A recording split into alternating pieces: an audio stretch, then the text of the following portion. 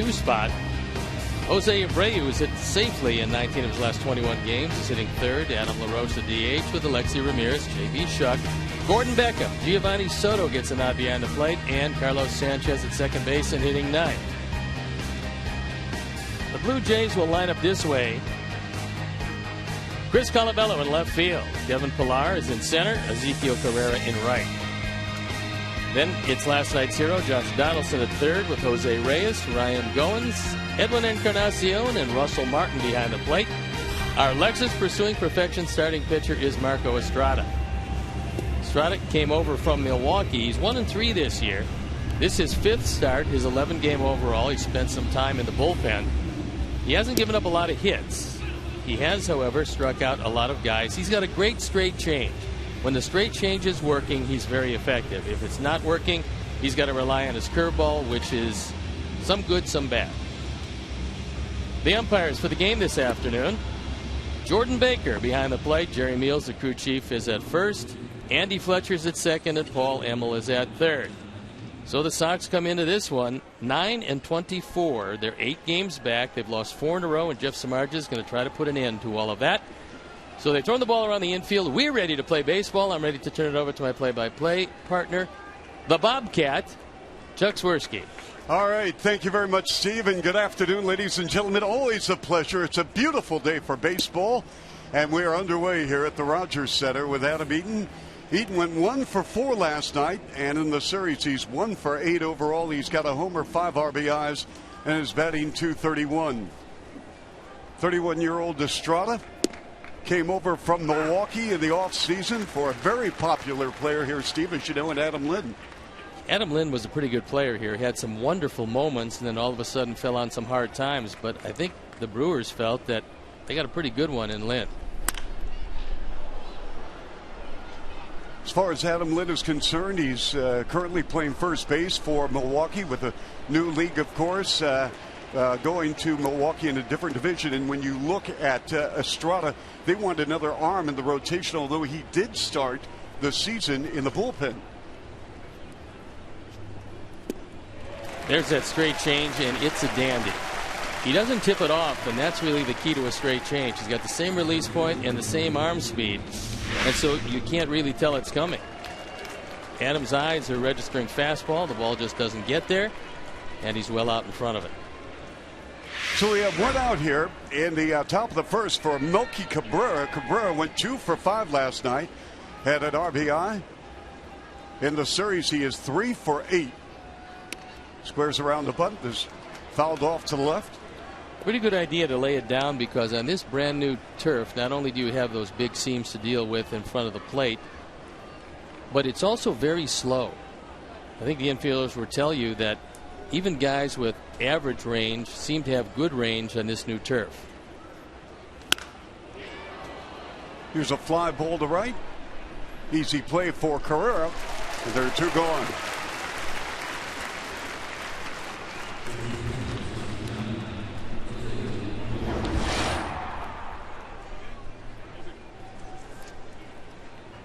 There are the picks to click. Carlos Sanchez is Chuck Hawk or Hawk Chuck. Gordon Beckham, I take him, and Alexi Ramirez. The crew is leading with 9. They're seemingly starting to run away with this.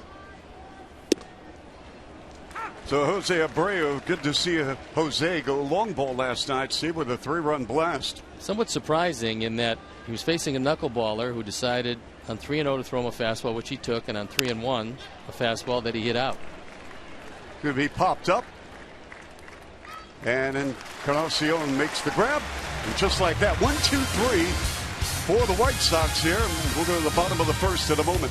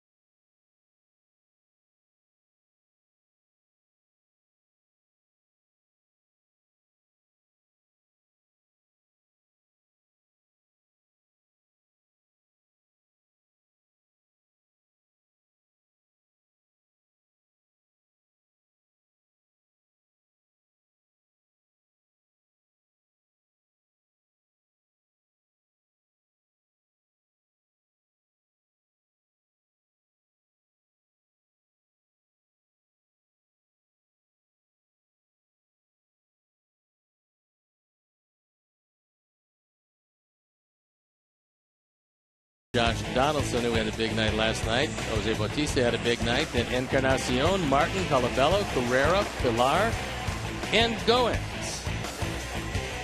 The defense, another lineup behind Jeff Samardzija. It's Cabrera, Eaton, and Chuck in the outfield with Beckham, Ramirez, Sanchez, and Abreu in the infield. Giovanni Soto behind the plate. And our Lexus pursuing perfection starting pitcher is Jeff Samardzija on for his 10th start. He's 4-2. His ERA a touch over 4. And trying to stop this 4-game losing streak.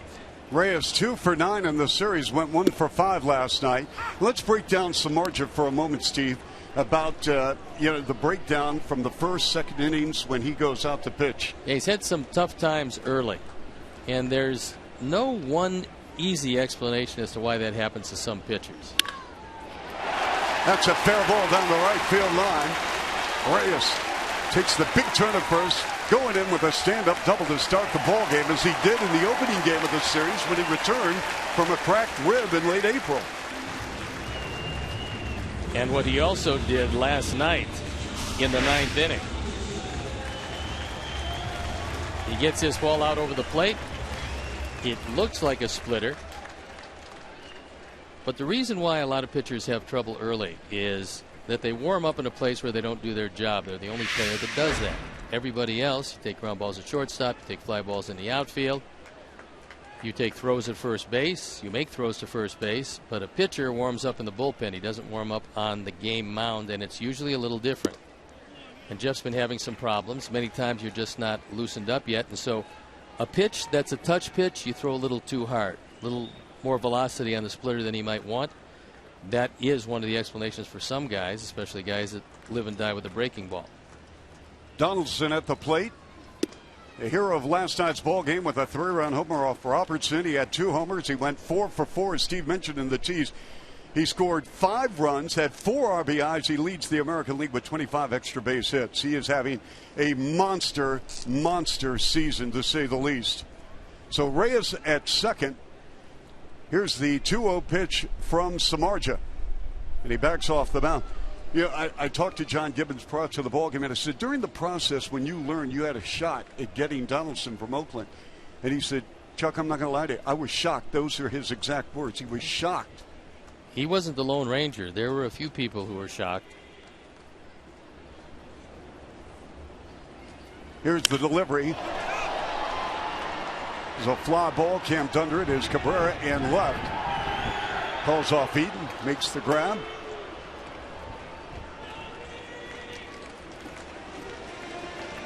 It's going to bring on Jose Bautista.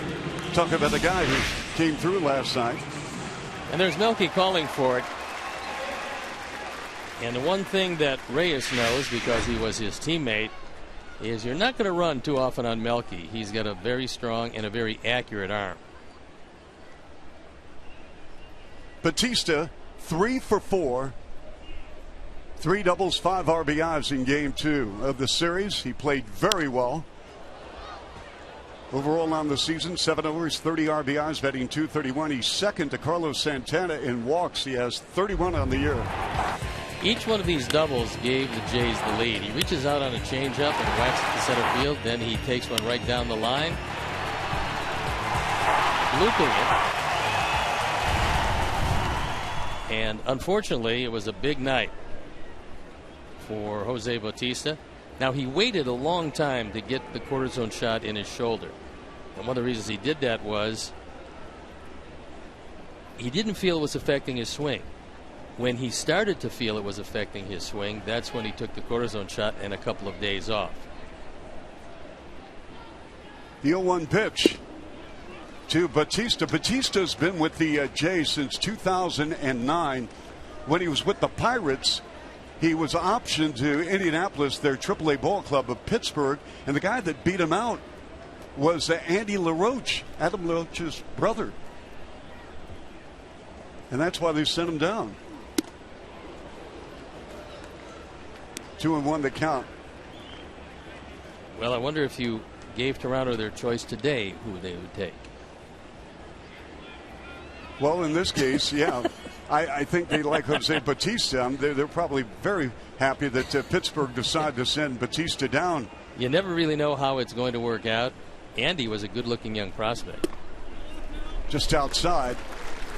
And it's 3-1 with one out here in the bottom of the first. You mentioned as far as pitchers getting in routine, the bullpen and whatnot.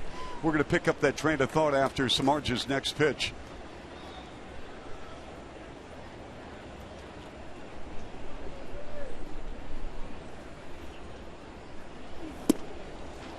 It's a cold strike. So, Steve, when you're in the pen, do you know if you've got good stuff? Can you bring it to the mound?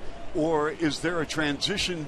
Or do you have sometimes you go out of the bullpen, take the mound, and you say, you know what, I'm just not feeling it today, but then you go out and play a great game? Well, you've just mentioned all the possibilities, so yes, it's one of the above. There are some days when you absolutely feel like they're going to knock you out in the first inning. But all of a sudden you get to the mound and for whatever reason everything starts to go right. They're missing whatever it is you throw. There's other days when you're hitting the glove in the bullpen and you to yourself seem to have overwhelming stuff. And then you go out and the catcher can't tell you how good the stuff is because he never catches anything. They wax it before it gets to him. So there's no rhyme nor reason to why things work out and why they don't. Reyes takes off. It's a fly ball to center field. As Reyes hustles back to second, Eaton makes the grab. I like what he did with Bautista because he pitched to him like he had first base open and wasn't worried about walking him. At 3-1, when Bautista's just looking straight out fastball, he threw him a little slider and he took it. It was in the zone. And then he got him on a soft pop up to center field. Bautista's a dangerous hitter. You don't want to throw him a fastball in a fastball situation, and Jeff did. Encarnacion looking for his first hit in the series. He's 0 for 7. 12 homers, 32 RBIs, batting .231. He's 6th in the league in RBIs. He's tied with his teammate Donaldson for home runs, 3rd in the American League. Cruz, of course, 17 for the Mariners.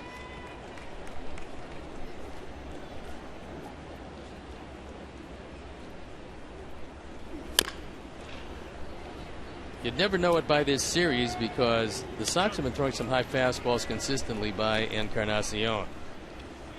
But he's the only player to hit 30 home runs and strike out fewer than 85 times the last couple of years. This is a day and age when you don't worry about strikeouts anymore. You just hit the ball out of the ballpark. You strike out 140, 150 times. Nobody really cares much. You're concerned about the runs batted in and the home runs. Here's the 0-2 pitch high with 2 outs here in the bottom of the first. White Sox went 1-2-3 in the top of the inning with Eaton, Cabrera, and Abreu. Sanchez is making sure that Reyes can't take too many liberties out at second base, although on that 3-2 pitch to Bautista, he had third base stolen easily. He had a great jump, did he not? Yes, he did. Here's a ground ball. Ramirez plays it. Quick toss to first. And we're going to go to the second. We're scoreless here at the Rogers Center in Toronto.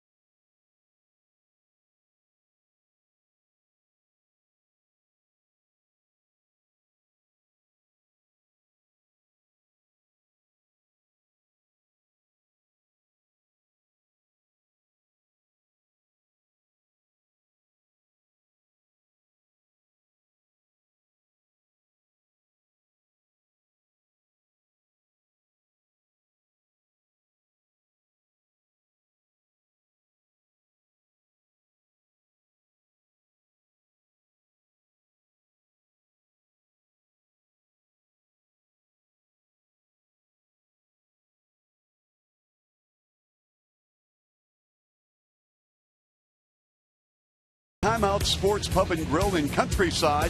You can watch Chicago square off with Houston, enjoy Miller Lite, and win prizes. Great beer equals great responsibility.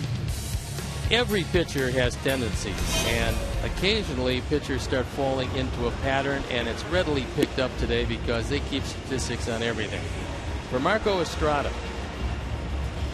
with 2 strikes over the past couple of starts, the past 3 starts as a matter of fact, he's thrown off-speed pitches 71.4% of the time.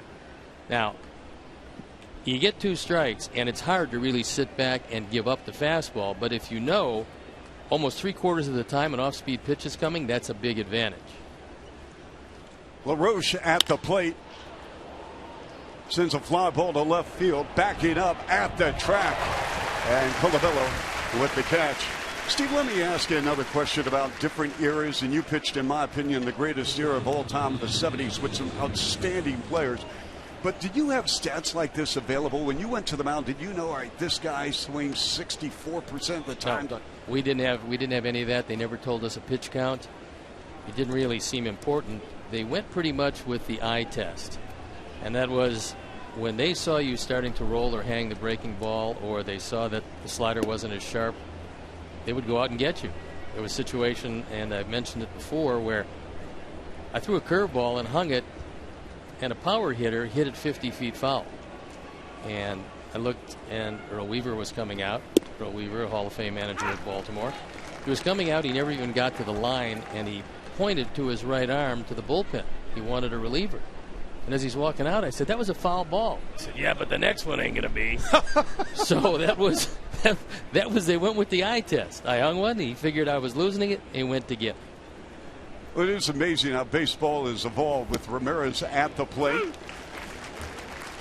1-2 on the count with 1 out here in the top of the second here in Toronto in the third and finale of this set here at the Rogers Center.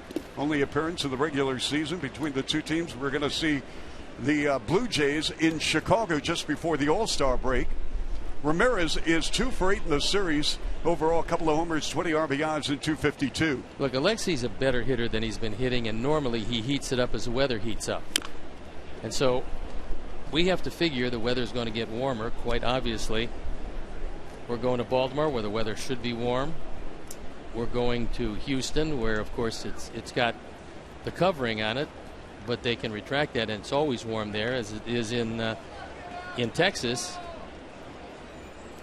in Arlington. So I got to believe that Alexei's going to start to hit the baseball. And if he does, because he drives in runs, he's driven in 20 runs. I mean, you're talking about a guy who's only driven in 7 less than Abreu. Here's Ramirez, a lazy fly ball. Short left field. Once again, Colabello with the catch. You mentioned Houston, and by the way, all of our thoughts and prayers are with so many affected with the flooding. At least 4,000 homes damaged in the Houston area. That's devastating. Well, there's some horrible stories, and if you're watching some of the stories that come out of there, the people that were just absolutely decimated, and other people lost their lives while sitting in their cars as the floodwaters rushed over them. It's a horrific story, and so I echo your sentiments with sending our best wishes and condolences in some respects to a lot of the families down there. Yeah, after all, I mean, Steve, we're blessed. Here we are calling a ball game, and those folks in Oklahoma and Texas dealing with a much bigger picture, obviously. J.B. Shuck at the plate. Shuck went 2 for 5, a double and a run scored last night in the series, 2 for 7.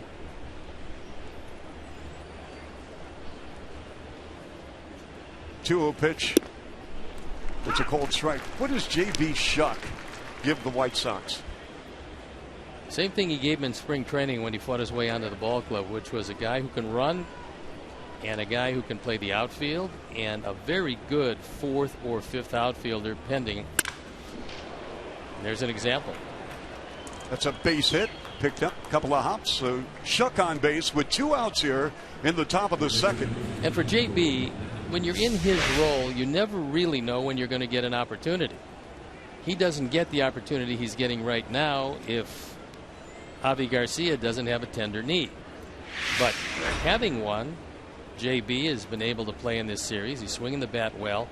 He does give you another guy who can run when he gets on, and he will make contact. Gordon Beckham stepping in against Estrada. Beckham in the series is 2 for 9. He went 1 for 5 last night on the season, batting .237, but playing a great glove at third base.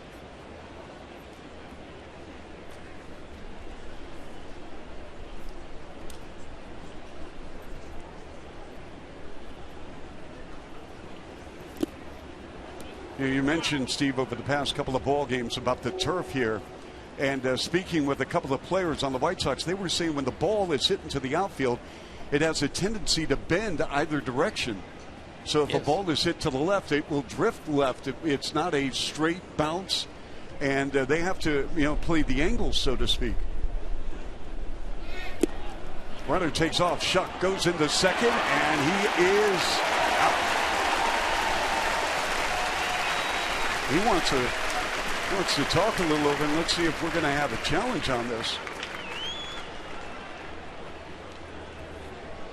The Jays are walking off the field. Well, Robin is talking with Mark Parent. He puts the glove down. To this point, he missed him, and he's saying that his right hand was on the bag before the tag. Now, Russell Martin is one of the best in baseball at throwing out would-be base stealers, but this is a slide exactly like the slide that Mike Trout made at third base to elude a tag. You go in head first, and the left arm comes up to avoid the tag. Now, apparently, they're going to call New York and see just exactly if that tag was on before the hand got in. That particular head-first slide with the raised left arm and then the right hand grabbing the bag is becoming more and more fashionable. And why is that? Quite obviously, if the ball beats you and there's no way that you can get in going the normal way, you lift the hand. He missed them there, and Steve, I think he's safe. From that angle, it looked like he missed him completely. Now he's got the hand coming off the bag, but his leg is on the bag.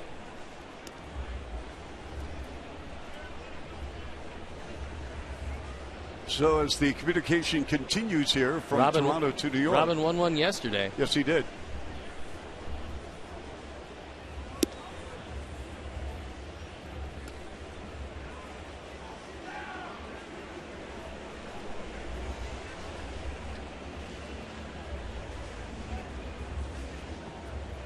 That's a great angle there.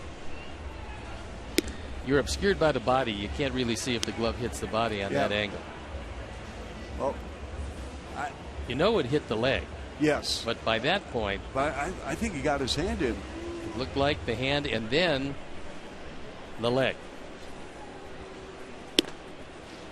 Well, they're taking their time on this one.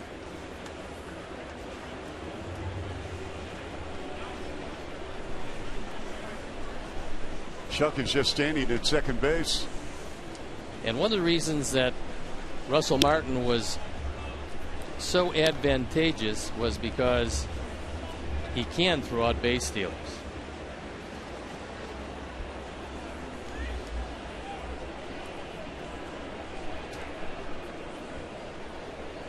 So you see right there, as his hand comes off the base, his leg moves on the base.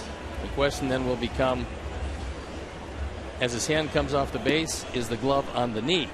Because it looked like he missed him with the initial swipe. And again, it has to be definitive proof. That's the important burden of the replay.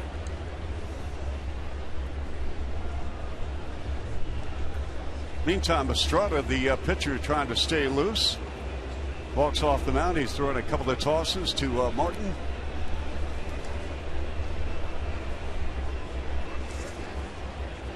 I'm sure New York, they're looking at every possible angle on this. Different replays as we continue to wait here.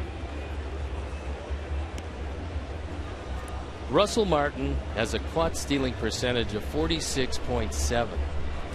Now, judging by the way things have gone in recent years, League average is right around 31%. You can tell just how good it is as we see the swipe one more time, and at least on that swipe he didn't get him. But again, definitive proof, because the call on the field was that he was out. Let's see if JB can pick up a stolen base and steal one on one of the premier throwers in all of baseball. Here, Steve, if you haven't had lunch yet, you can probably order it right now and come back. This is a lengthy. Yes. This is a lengthy review. I think the fans here catching afternoon baseball in Toronto, they're getting a little bit agitated with the delay. Yes, in fact, I think they built one of the lanes of the Dan Ryan in a shorter period of time than this replay review is taking. I mean, this is long. You have to admit. I mean, normally, what is it about? How long does it take normally in baseball for a replay? We've seen many of them around a minute 25 to a minute 45. That's a lot if it's definitive. This one obviously is not definitive. But as long as they get it right, Chuck, i.e., he's safe at second base. So as long as they get it right, then it works out well, and that'll go as a stolen base, and he's in scoring position. So vindication for J.B. Shuck. Nice little smile on the face of Shuck. Oh, he says, see, I told you all along I was safe. And it was definitive proof, and they found it right away at 4 minutes and 34 seconds. Wow. So Beckham returns to the plate on a 2-1 count with 2 outs here in the top of the second at the Rogers Center in Toronto. Estrada checks the runner, Shuck, and the pitch. 2-2 count.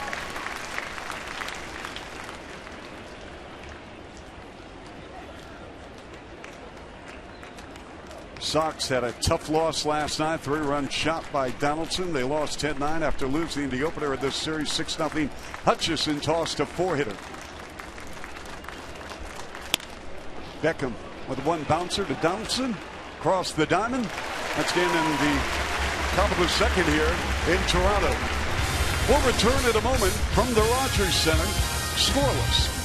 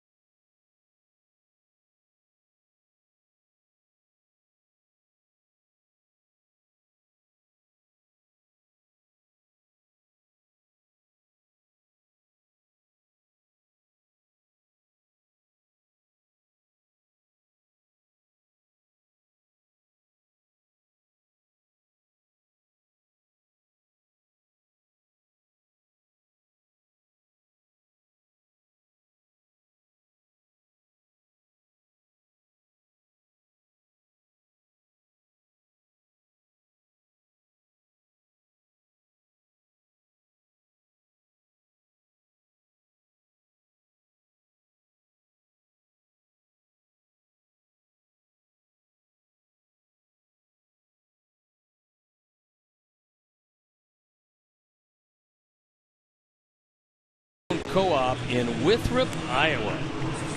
Some great fans in Winthrop, Iowa.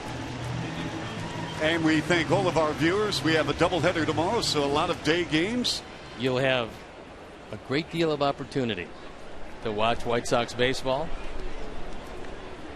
and hopefully try to take advantage of the Orioles in a doubleheader that was fortunately moved back to 1 o'clock instead of the original 4 o'clock start. Russell Martin stepping in for the Blue Jays. Martin in the series is 0 for 4. Came on as a pinch hitter last night. Toley did a fantastic job for the Jays.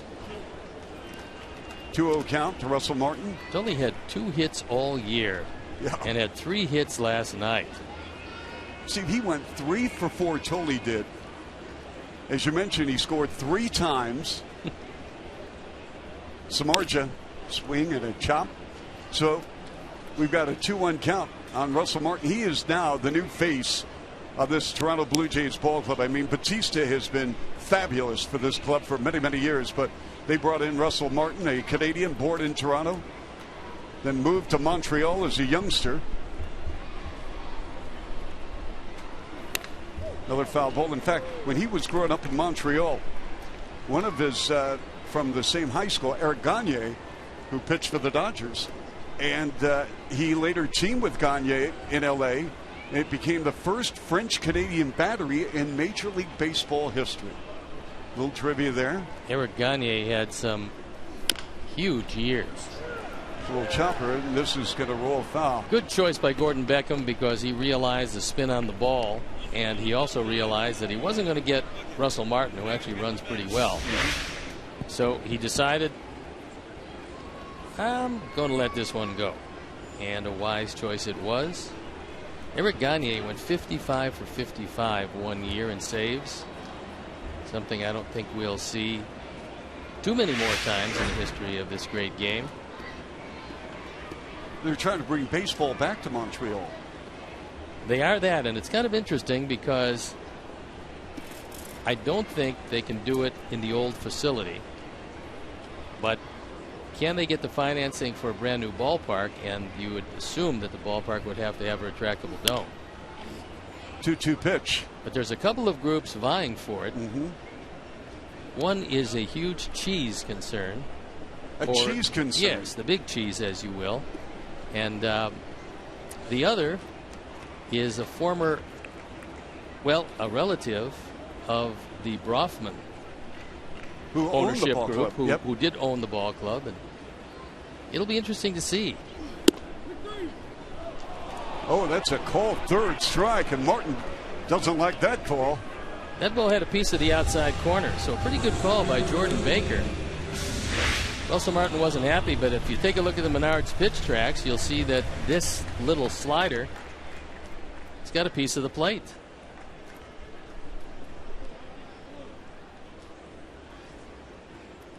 So Colabello will step in.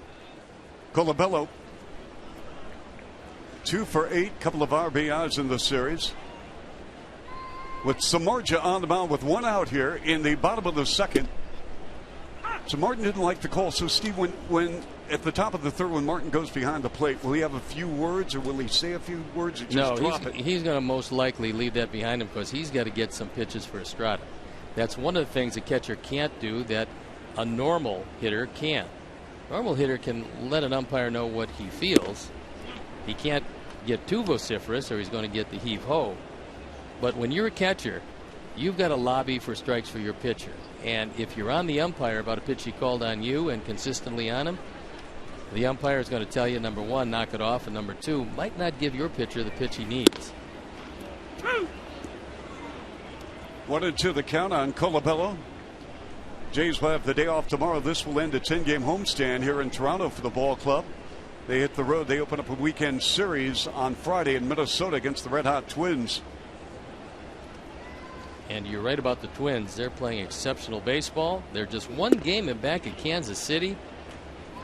They're 27-18. They've won 4 games in a row. They're 16-6 at home. And what a run it's been for Paul Molitor in this, his first year as a manager. And they're trying to chase down Kansas City and keep some space between themselves and Detroit. Detroit is 2 games back. Samardzija deals. The ground ball to Sanchez. An easy 4-3 play. Enjoy the benefits of being a White Sox season ticket holder by purchasing a prorated 58-game full or a 19 or 20 game split season ticket plan. Great locations are still available, and prorated packages begin during the week of June 5th. To purchase, visit whitesox.com or call 312-674-1000. So with 2 outs here in the bottom of the second at the Rogers Center in Toronto, Ezekiel Carrera lays down a bunt. It's going to be tough, and Samardzija has no play. First thing Jeff thought was, I'll let it roll and maybe it'll go foul, and then he realized that it was too far inside the line, so he picked it up.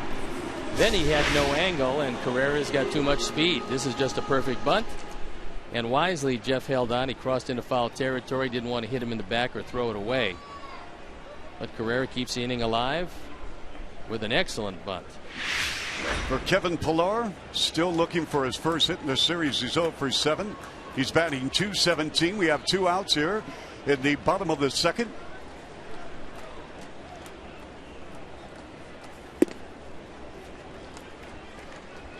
Yeah, we talk about this turf. We had Bonifacio in the first game of the series. He laid down a bunt for the White Sox. And that bunt took one hop, backed up, and there was no way that Donaldson could make the play. The man on for the Blue Jays.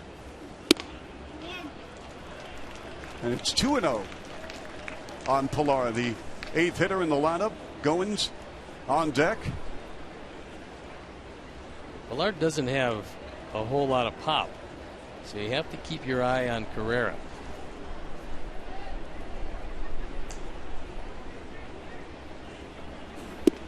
Outside, and it's 3-0. How is Samardzija holding men on? Depends on if he uses the high leg kick or not. If he does, then he's a little slower than normal to the plate, and they will run on it. Sometimes he uses a slide step. He quickens things up. Right now he's worried about throwing a strike. 3-0 pitch with 2 out inside. He walked him on 4.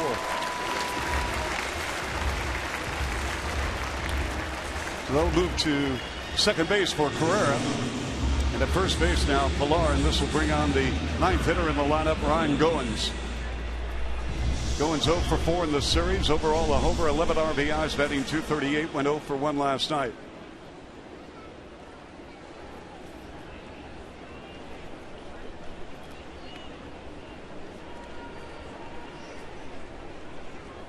The Jays 4 games under 500 at 22 and 26. They're 3 out behind the Yankees in the East.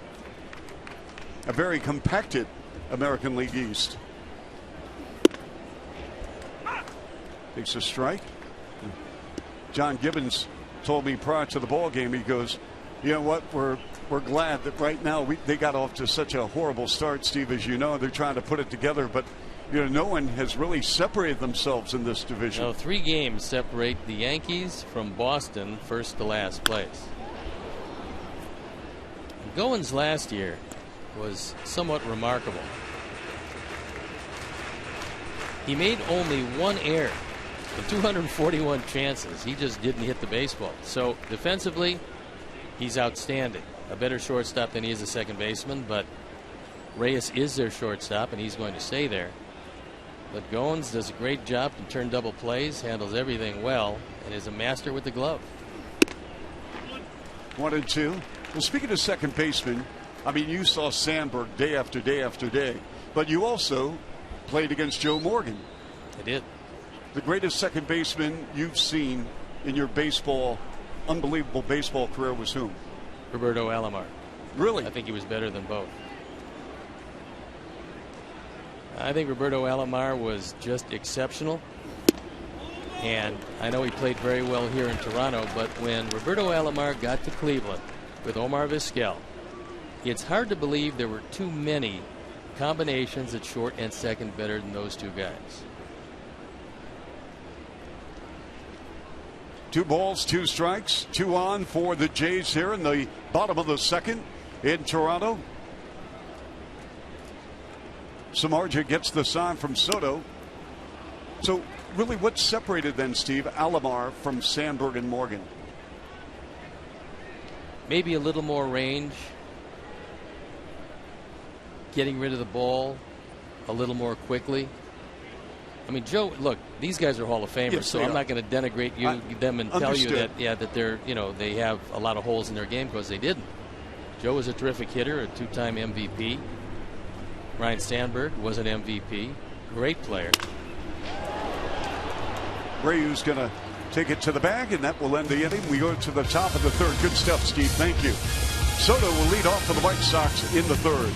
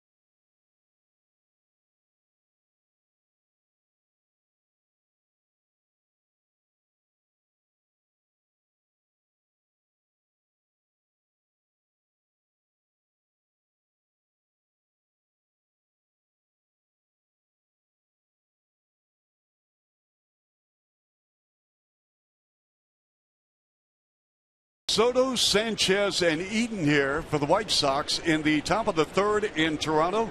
Chuck Swirsky along with former Cy Young Award winner Steve Stone. We had an amazing season with the Orioles. We're going to talk about that when we get to Baltimore tomorrow. Talk a little history of the Orioles-White Sox series over the years. Well, we'll have about 7.5 hours, so I assume we're going to talk about a lot of things. Might even get into Middle East peace. Perhaps. So Soto went 0 for 3 in game 1 of the series with a pair of strikeouts. Estrada wheels and deals outside. It's 2-0 to Gio Soto.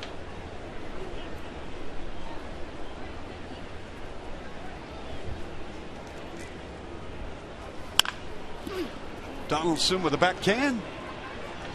Gathers himself in the toss, and Carlcione. White Sox fans celebrate Italian Heritage Night presented by Beggar's Pizza when we take on the Detroit Tigers on Friday, June 5th. Italian Heritage Night will feature specially priced tickets and a post-game fireworks show. To purchase tickets, visit whitesox.com/Italy. Maybe you can pick up one of those Italian sausage sandwiches. I'd love to, Steve. Thank you.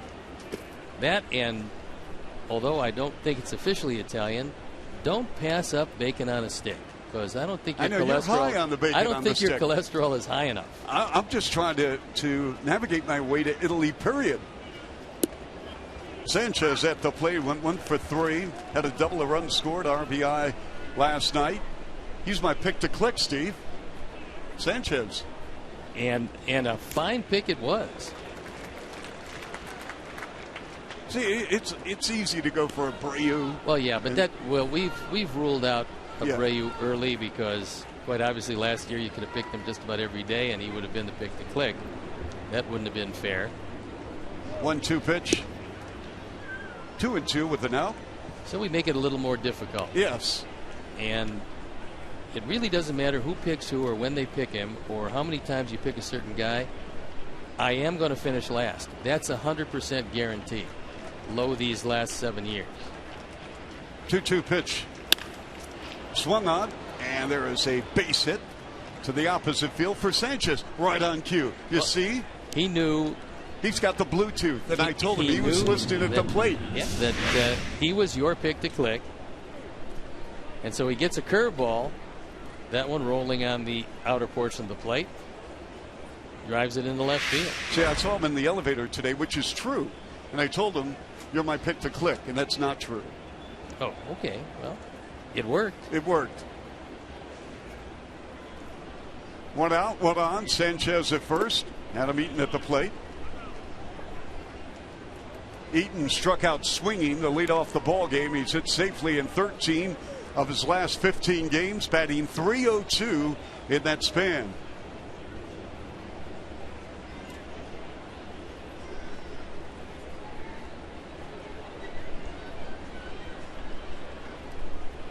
What a pitch from Estrada. Let's see if you can pick up things easily. This is my first look at Estrada. When can you sense that he has a good pickoff move, that you can run on him? Do you need a couple of pitches? No, actually what happens is that the advanced scouts put the times in which he takes to get the ball home. That's a big hit up the middle. Sanchez will stop at second. So you have your advanced scout, and he's watching Estrada, and from the time he sets in his stretch position to the time that the ball hits in the glove, in this case of Russell Martin, the average time for a pitcher is 1.3 seconds. That's major league average. If he's above that, then you add it to the catcher. The average time leather to leather for a catcher, catching the ball, getting it to second base, whoever's covering, that's 2 seconds. The combination is 3.3 seconds. Anything below that, it's very difficult to steal. Anything above that, a good base stealer is going to steal. So that's how they figure it out, and that's how they figure if they're going to run. Now, pitchers have ways to combat that, and that's a slide step. There's a lot of pitchers left to their own devices would use a high leg kick, but with base stealers on, they will go to a slide step and get the ball home more quickly. Well, as you mentioned, the White Sox have 2 on. First and second, 1 out. The 1-0 count to Melky Cabrera, who flied out to right in the first. It's a called strike, 1-1. White Sox put 9 runs on the board last night on 14 hits, and Cabrera with an opportunity to get the White Sox in the run column here. And Robin a little unhappy as he's letting Jordan Baker know of his displeasure.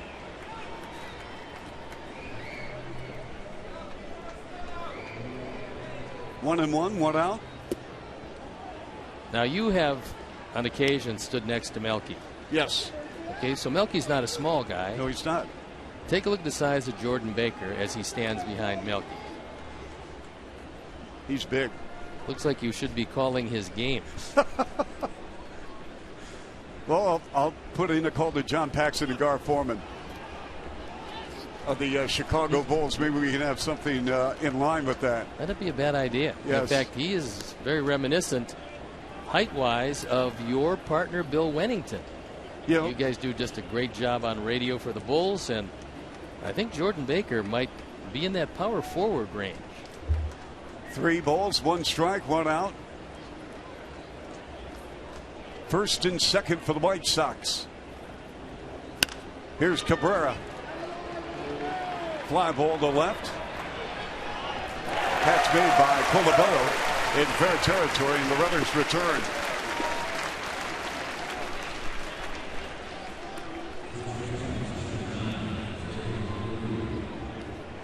That's going to bring on Jose Abreu, who had a 3-run shot last night. He's got an opportunity for a 3-run homer right now. Abreu popped to first in the opening inning. For whatever reason, R.A. Dickey decided that he was going to throw him 2 fastballs in a row, a 3-0 fastball and then a 3-1 fastball. The 3-1 fastball went out of the ballpark. Here's the pitch, Jose, huh? And we'll watch it again. He throws him the 3-1 fastball. It's middle in, and he just crushes it. Line drive rocket off the back wall. And at the time was a 5-3 game, and he congratulates Johnny Danks for having the lead that he just provided. So a 1-0 pitch with 2 outs, 2 on for the White Sox. Swing and a miss.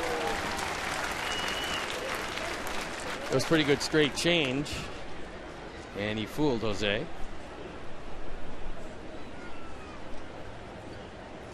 What's Estrada's out pitch? Straight change. That's by far his best. He also has a curveball, which is his third best pitch. His fastball is not overwhelming. He tops out probably 90-91.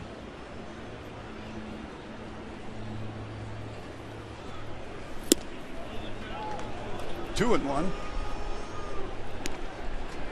Estrada, originally property of the Washington Nationals, was drafted in the 6th round of 2005.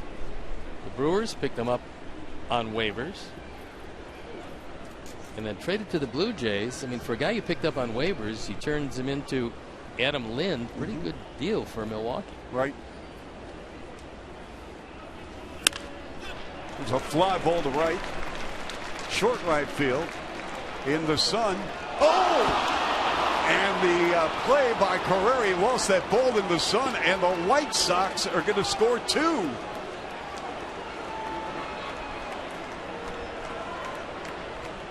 Carrera had problems the moment that ball was hit to right. Well, fortunately, the roof is open, and fortunately, the sun right in his eyes in right field. He tried to shield it with the glove. Lost the baseball. And so it's 29 driven in by Abreu on the 2-run double. So Jose with a 2-run double, as Steve mentioned. It's 2-0 White Sox here in the top of the 3rd. That had difficulty written all over it. Kind of get a kick out of the outfielders or infielders if they miss a pop-up that's in the sun. Now, he's got his sunglasses down and he was shielding with his glove. He's doing everything he could possibly do. Then after missing it, he looks up in the air as if the sun might not be there when he looks back. I mean, of course the sun is there. That's why you missed it. Abreu at second after a 2-run double. LaRoche steps in and he got hit. So now as LaRoche walks to first, Abreu at second, all this with 2 outs here in the top of the 3rd. That fastball doesn't get a whole lot of them, but gets enough. And he was spinning out of the way of it, which is a good thing. Hitters used to always turn back toward the catcher to spin out of the way. That's the way to do it. So with 2 on, 2 out, Ramirez, who flied out to left in the 2nd, facing Marco Estrada.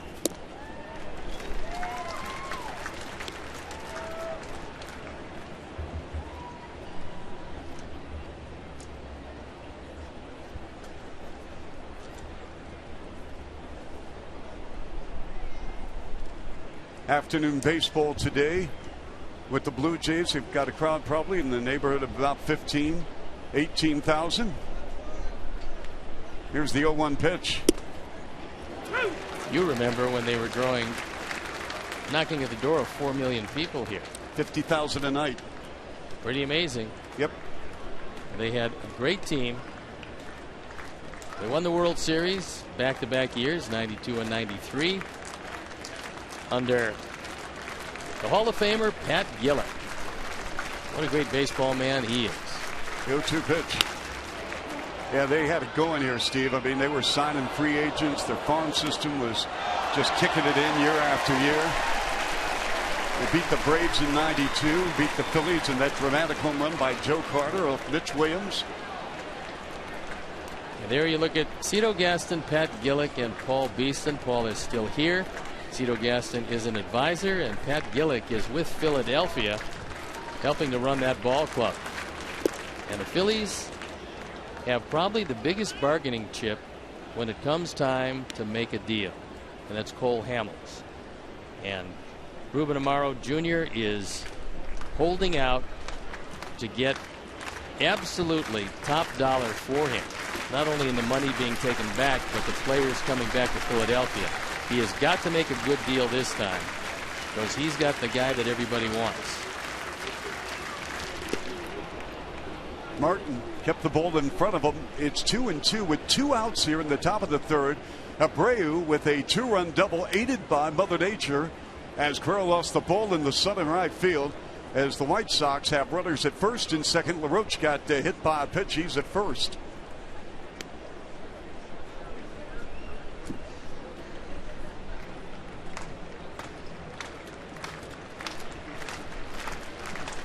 Ramirez stepping in.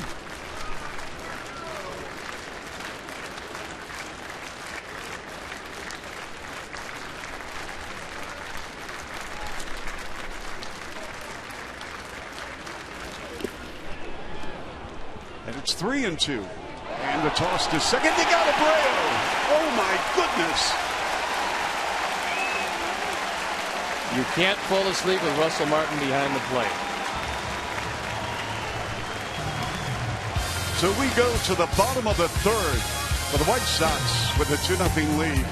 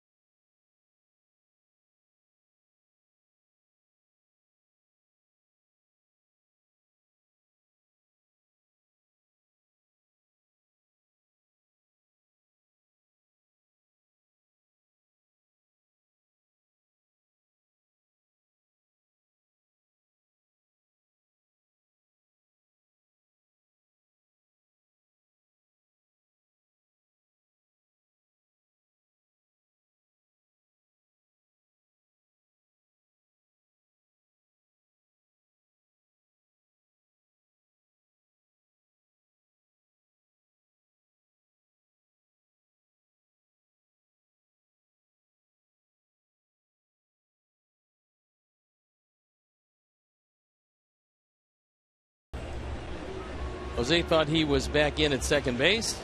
Alexi is just standing at home plate. Russell Martin fires to second.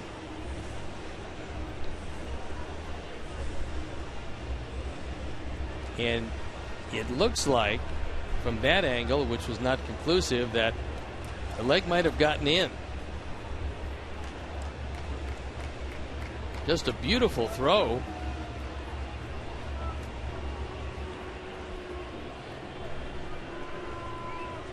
The call was out on the field, and so there has to be conclusive proof to overturn it. It's going to be our second challenge of the afternoon.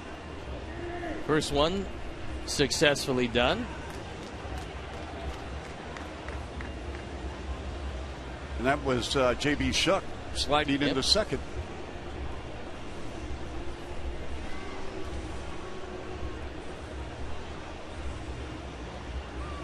Problem here is that Andy Fletcher is obscuring the base.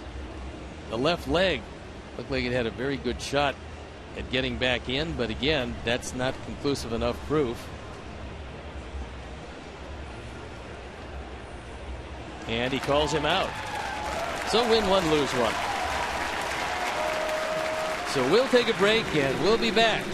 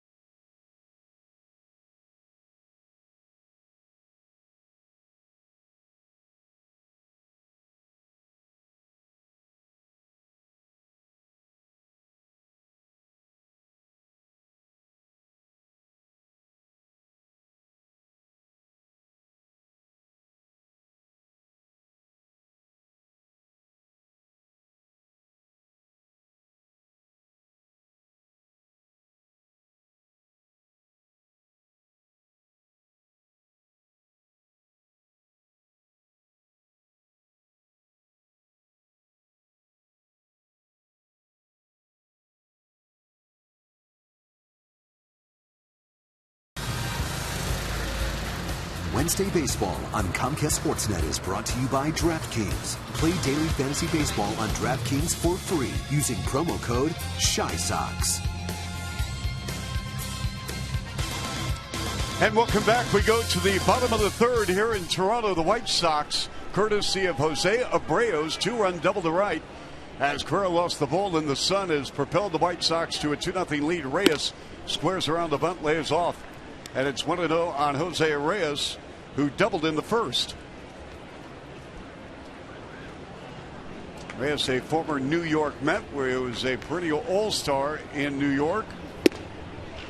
And a former Miami Marlin until they took a really good look at that contract and decided to ship him north, along with all the money. Yep.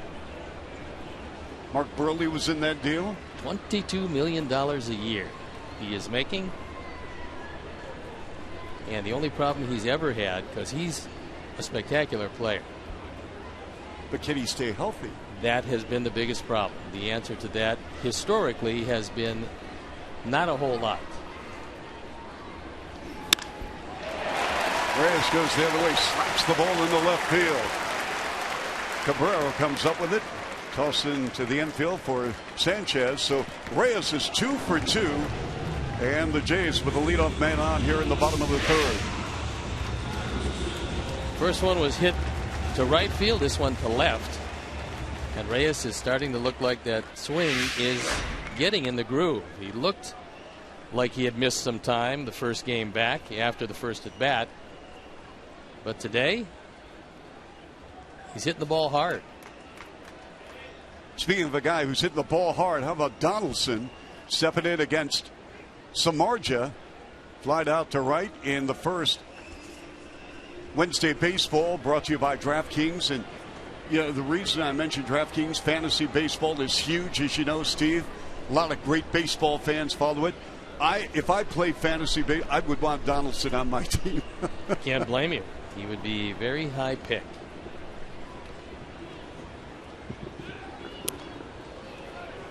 Making sure that Reyes stays close to the bag. Toss over by Samardzija. Last year, when Reyes was entirely healthy most of the year, his rate of success in stolen bases was 93.8. That's the second highest in Blue Jays history. If you can believe it, and this is hard to believe, the highest success rate was none other than Paul Molitor. Really? With there's a minimum of 20 steals, and Paul Molitor was 100% in 1994. There's a pop-up in the infield. And Ramirez glides over to his left to make the grab. Last year, the Blue Jays won 46 games at home. That's the most since 2008. But I want you to remember a number because, Chuck, it's a magic number in baseball as it pertains to home wins. And that number is 50. If you can win 50 games at home, that means you're going to be 50-31 because you play 81 and 81. And if you win 50 games at home, you only have to win 40, go 40 and 41 on the road, which is at one game under 500. And you wind up with 90 wins. Your record for that year is going to be 90 and 72 with 50 wins at home. If you can win 50 home games and just play in the neighborhood of 500 on the road, you're probably going to, at the very least, win a wild card and get yourself in the playoffs. Fouled off to the right. So when you go into a season, Steve, in the back of your mind, you're saying, in order to make postseason, we need 90. Around that, give or take. I mean, it depends on your division. For instance, if you happen to be in the American League Central this year, which top to bottom is the toughest division in all of baseball. Agreed. It's going to take less wins because the division is going to cannibalize itself. Everybody's going to be knocking off everybody, and you're not going to find any soft touches. I mean, there was a whole lot of people that felt that Minnesota was a team everybody wanted to play this year. Well, it hasn't worked out that way. Sports Illustrated picked Cleveland to win it, and they just might before it's over, but they're 8 games back at 20 and 25. So you can't really tell. You just know that there's no softies in this division. That's a foul ball. Jerry Meals right on the line, right on the call, and fortunately that one was just right of the line.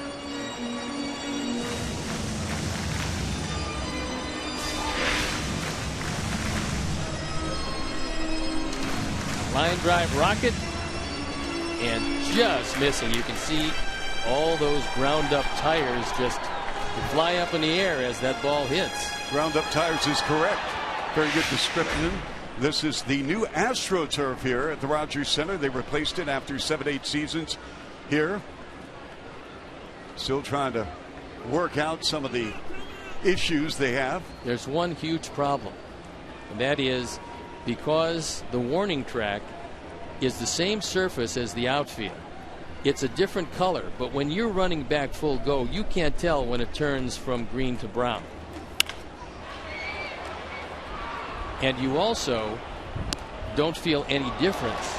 On a normal warning track, you're going to feel the difference between dirt and if it's a cinder track, if it's a dirt track, whatever it is, you know, some ground up pebbles, whatever it is, you feel the difference. You know when you hit that track, you usually have a step and a half before you hit the wall. Here in Toronto, you don't know that, and that's a problem, and I'm not sure how they're going to fix it. 0-2 pitch.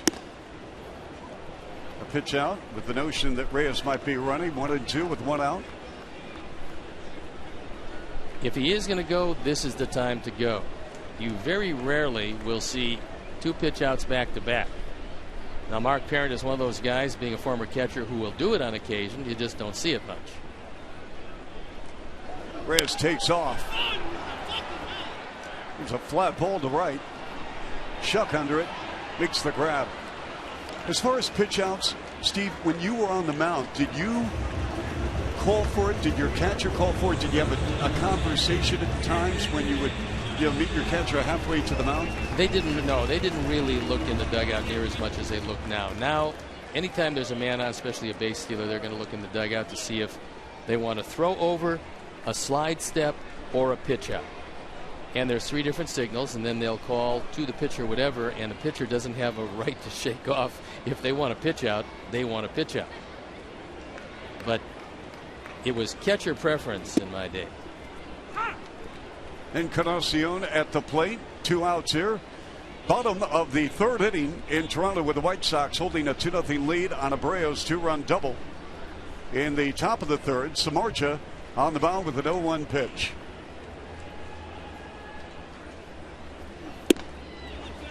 Encarnacion lays off 1-1.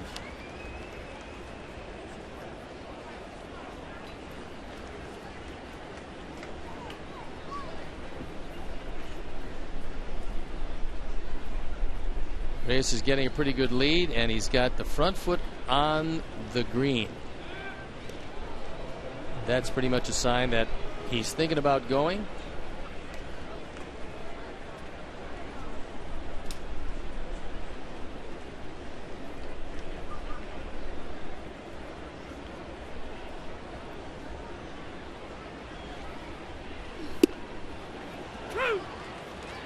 One and two.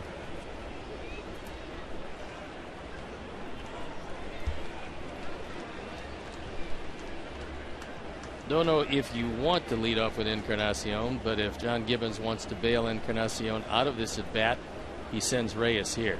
Worst case scenario, he's thrown out. You lead off with Encarnacion. And he's going again. Encarnacion foul down the right field line. So John decided to go that route, but with 2 strikes, Encarnacion has to protect, and just like Bautista, he just missed down the right field line. John Gibbons, prior to the series, he's the manager of the Jays. Very excited to have Reyes back, and why not? He said he can stretch it both ways, defensively and offensively. Very gifted two-way player. 1 and 2, 2 outs. Dives back to first.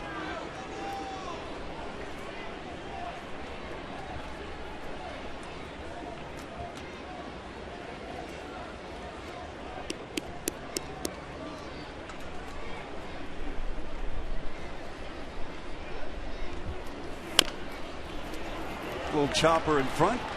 Soto to Abreu, and that will end the inning. Nice job by Samardzija. We go to the fourth. Ramirez will lead off for the White Sox. 2-0 Sox.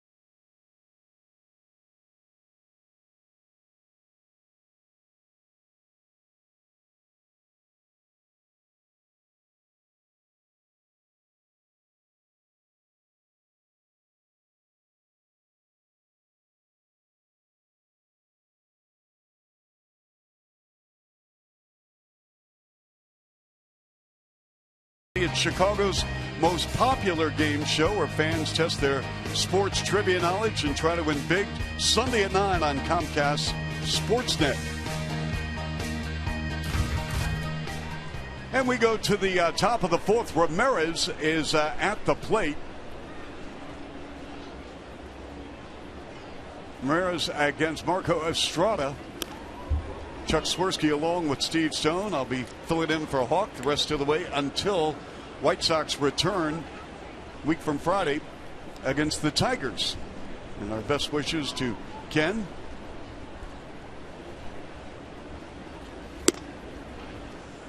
One. This is a very difficult stretch of games. Not only a tough road trip, which we've talked about a number of times, but after the road trip, coming home, 3 against the Tigers, 3 against Houston. Then an off day and 3 at Tampa Bay before 2-2 with Pittsburgh, 2 on the road and 2 at home with the Pirates, and the Pirates a lot better team than they've been playing. There's a fly ball to center field. Easy play for Pilar.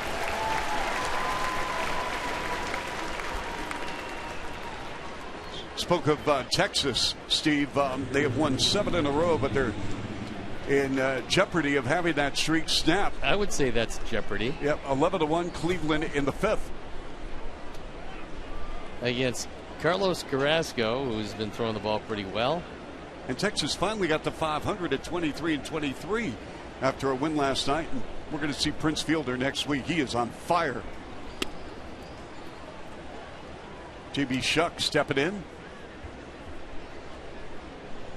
Shuck singled to right. He also stole the base.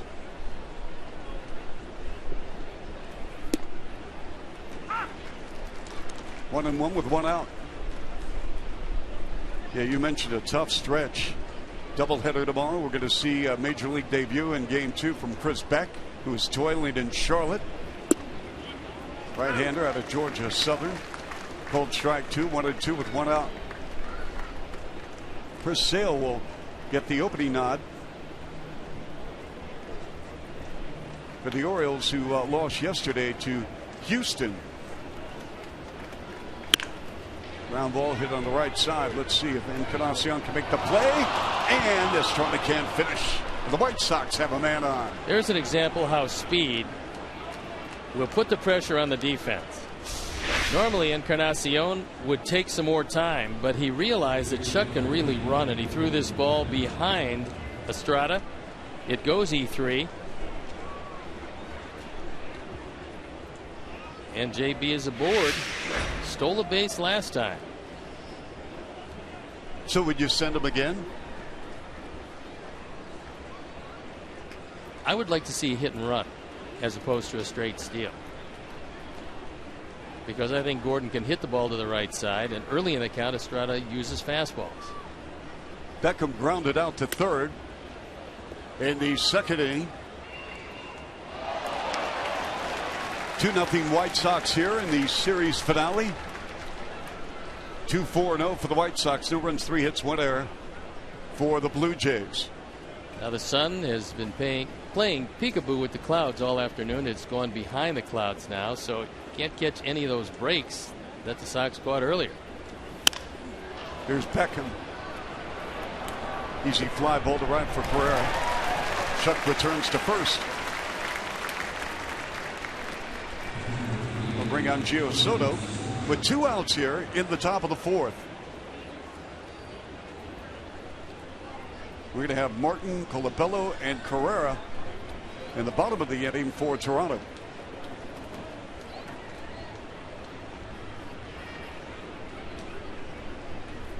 Soto batting .179 with 2 outs here.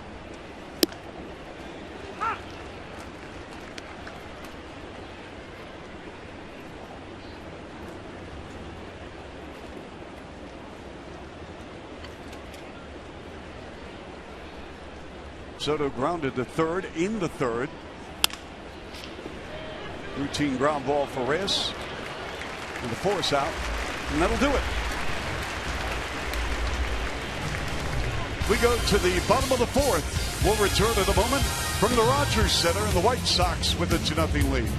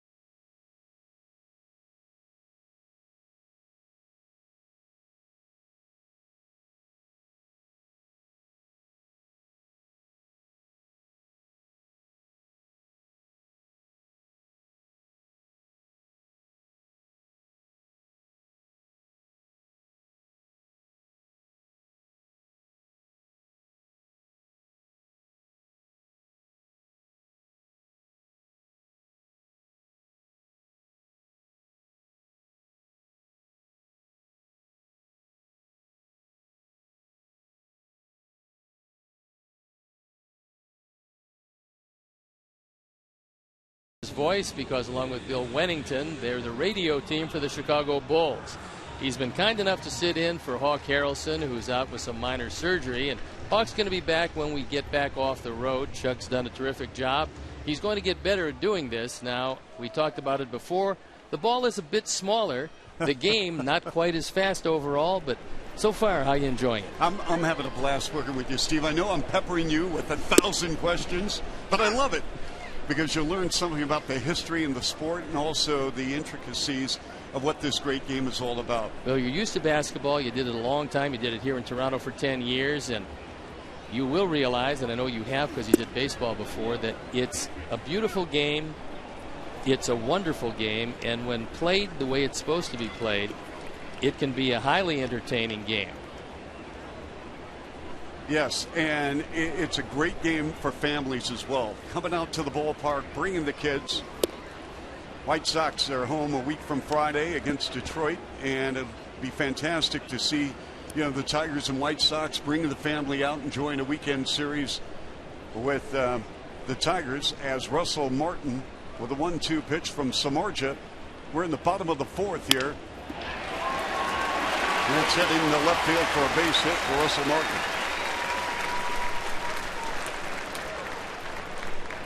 There was a lot of people that when they heard the contract that Russell Martin got, they went, wow, is that grossly overpaying for a guy that didn't have a particularly good year last year? But Russell Martin brings more than just the offensive statistics. Number one, we talked about the fact that he's at 46% at throwing out would-be base stealers.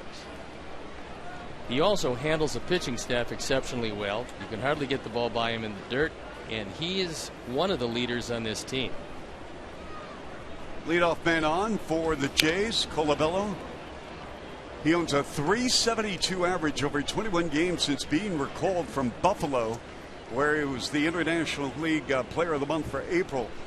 And he has 9 multi-hit games since being recalled. Grounded out to second in the second.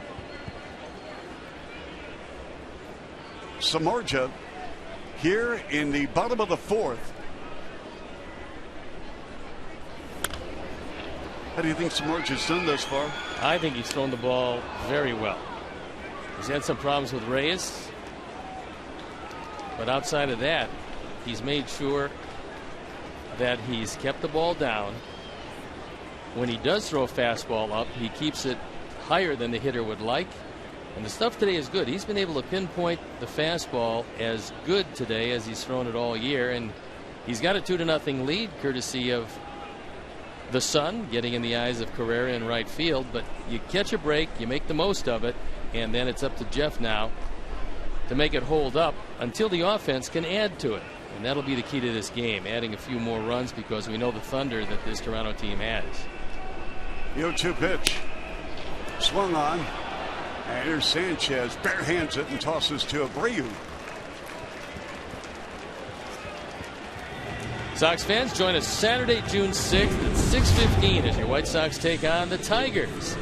First 5,000 fans ages 13 and under will receive a White Sox Kids XL hoodie presented by Aquafina.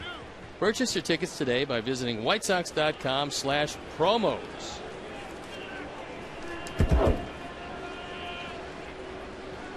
Well, Colabello did his job. That's going to bring on the batter Ezekiel Carrera, who lost a fly ball to right, and that allowed Abreu come through with the 2-run double.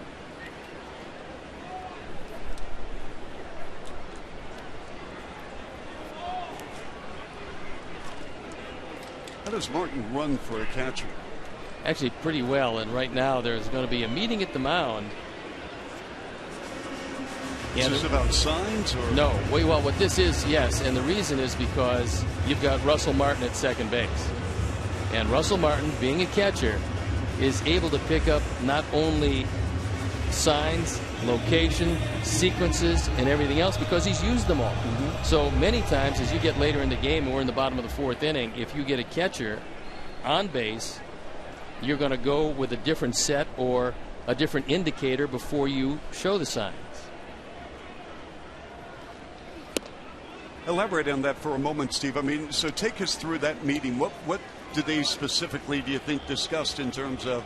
Well, there's a number of different ways to do it. Another is you can tap both sides of the leg, and then it'll be the first sign after you tap the right side of your leg.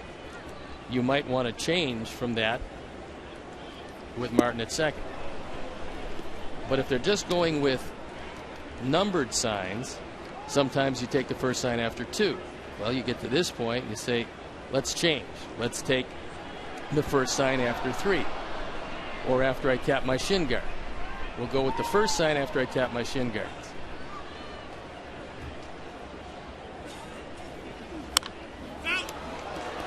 One and 2 with an out. Carrera at the plate. Carrera bunt single in the second. He was really good at stealing signs. Joe Nosek. Terrific at it. One of the best, and historically, coaches have been excellent at sign stealing. If you have an observant coach on the bench and he's sitting there watching, what they'll do is they'll get it from a catcher. You might remember a great catcher by the name of Ted Simmons. When Ted was a young catcher, every time he put his right foot behind his left foot, it was a breaking ball that he called. Where swings and misses, and Samardzija whiffs him. So, and I'm sure that was a habit. That was a habit so that he could move a little more quickly if the ball was in the dirt. And this is a good splitter. He retires a man who had hit the ball very well the last time up. So this was an idiosyncrasy that Ted Simmons had, and we had a coach by the name of Wes Western, who was a former catcher, who picked it up. Then we knew exactly when a breaking ball was coming when Ted was behind the plate. Sometimes it didn't help us with some of their better pitchers, but at least we had an advantage. Here's Pilar. Ground ball. Ramirez to Abreu. And Jeff Samardzija in a nice rhythm here in Toronto. White Sox with a 2-0 lead. We go to the 5th.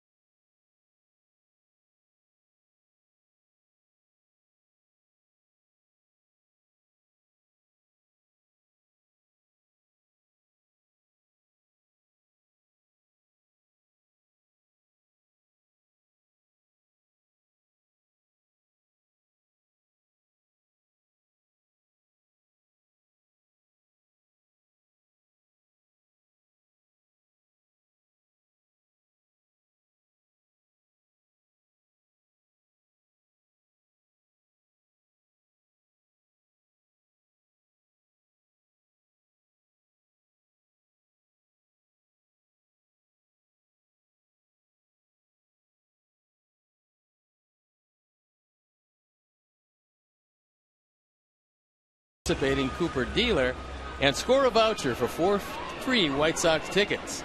Life's a road trip. Come on, let's go. In fact, you can come on this road trip. Visit whitesox.com/Cooper Tires for more information or to redeem your voucher. So Marco Estrada, who's actually thrown the ball pretty well, but for one fly ball lost in the sun, this would be a 0-0 game. However, that ball was lost in the sun, which, by the way, has completely ducked behind the clouds, so now visibility is good. But the Sox took advantage with a 2-spot. Sanchez will lead it off for the White Sox. Single to left in the third. You know, for new guys to the broadcast, your pick to click has to have at least 3 hits for you to qualify to be victorious. So all right. There's a lot of pressure on Sanchez because he's hitting 9. But as I mentioned, see, he's got the Bluetooth. He's listening to our broadcast as we speak. 2-1 the count. 31-year-old right-hander Estrada in his first season with the Jays.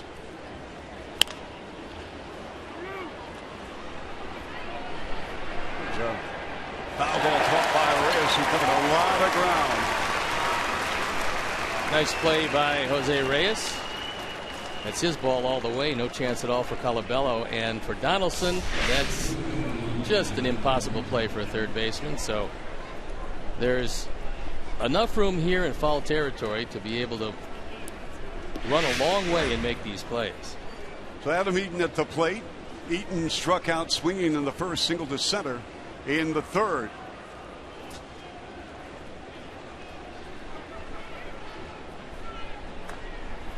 Eaton from Miami of Ohio. Steve Stone was a pitcher for Kent State.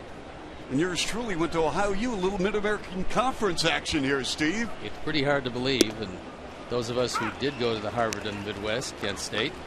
No, that was Ohio U, the Harvard on the hockey in Athens. That is. Look at that. Yeah, that's a shot of me in my 7th year of college. like Animal House, Ted Belushi. Took me a while to get out. Finally figured it out. Now, what were you throwing in that picture? Was that like a photo picture for the press guy? No, that's actually, I think, the only fastball I threw in college. You can see it's a 2-seam fastball. Adam Eaton. This ball's hitting the gap. Soon to be caught by the left fielder, Colabello. And I do want you to know that the man that I was throwing it to, the man who caught me for 3 years before he was drafted by the New York Yankees as their #1 pick and went on to become one of the great players in the game, whose career unfortunately was ended all too quickly. My catcher in college was Thurman Munson for 3 years. And while the scouts poured out to see him, one of them from San Francisco actually saw me, and that's how I got to the Giants. Well, as Cabrera to the plate, flied out to right in the first, flied out to left in the third. Mid-American Conference, a very underrated athletic sports conference. Of course, academic, Steve, as you know. Oh, there's no doubt about it. But when I was at Ohio U, Steve Swisher, a former Sock and Cub, yes, he was the catcher. And then Bob Brenly, and you know Bobby very well. I've known Bobby since we were 18 years young. He actually replaced Swish. And, I mean, they had Dave Tobick from Brush High. You went to Brush High. Don't forget Mike Schmidt. Mike Schmidt, yeah, he was before us. Boy, he was but he is the best player ever to come out of Ohio U, obviously.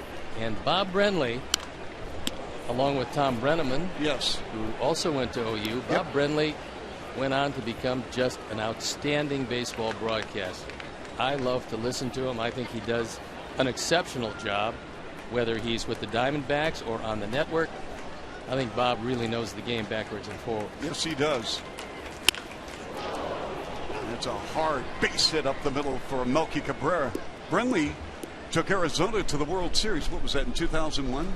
2001, he won the World Series in his first year of managing, and he had a couple of guys who threw the ball well. Kurt Schilling and Randy Johnson. And he had Louis Gonzalez, and he had Mark Grace. And wasn't it Gonzalez who won the World Series with that base hit? It was indeed. Mariano Rivera, one of the few times he gave it up in a key game, the 7th game of the World Series. Abreu at the plate. Jose with a 2-run double to right that Carrera lost in the sun. 2-5-0 for the White Sox. No runs, 4 hits, 1 error for the Jays. No balls and a strike with 2 outs.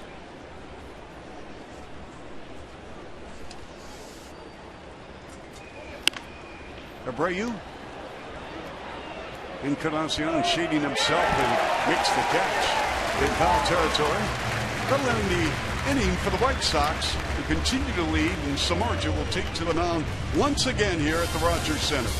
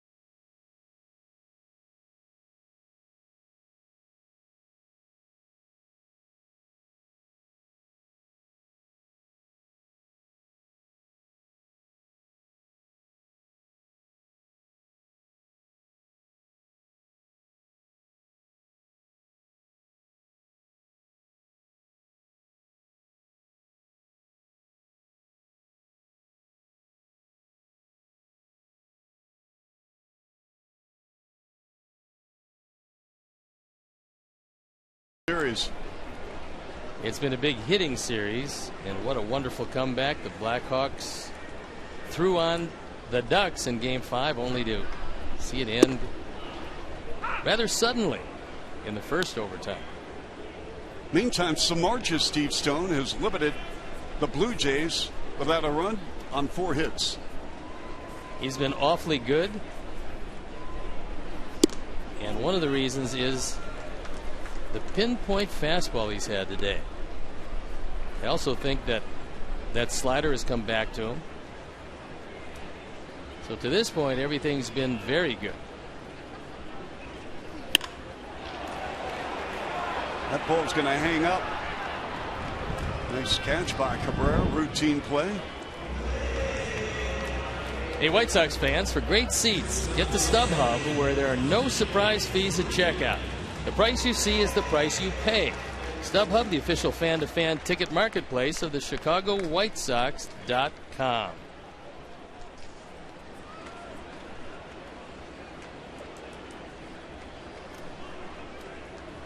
Jose Reyes at the plate. 2 for 2, double to right in the first, single to left in the third.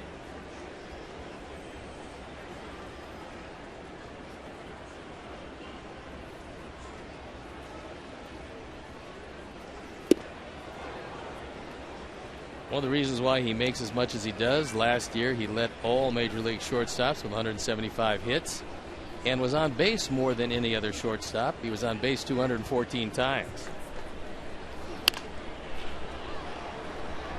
Beckham backing up in foul territory.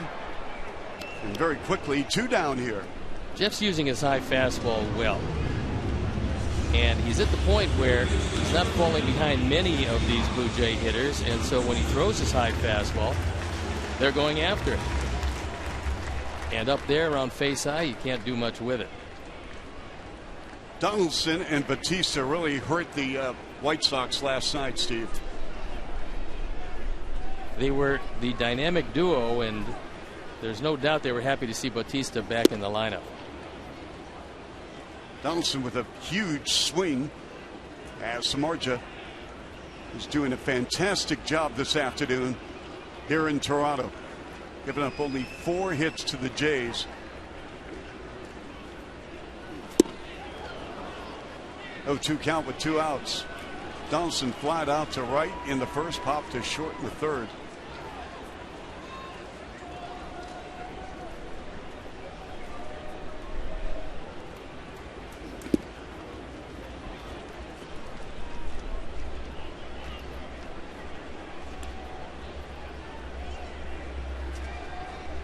Donaldson, first in the American League in runs scored with 40.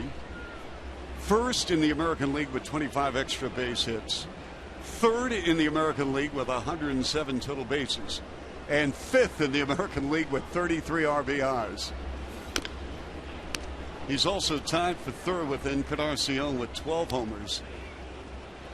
And one of the things he will do, if Jeff can throw a slider on the outside corner, he will strike out. He's very much geared up for the fastball, and you can certainly, if you want to, throw one face high out of the zone, but I prefer the slider to him. Let's see what Jeff wants. Now, Giovanni wanted the slider. Jeff shook it off. He wanted the splitter, and Jeff shook it off. Then he went to lean back and throw it as hard as you can, and Jeff missed with it outside. 2 balls, 2 strikes, 2 out.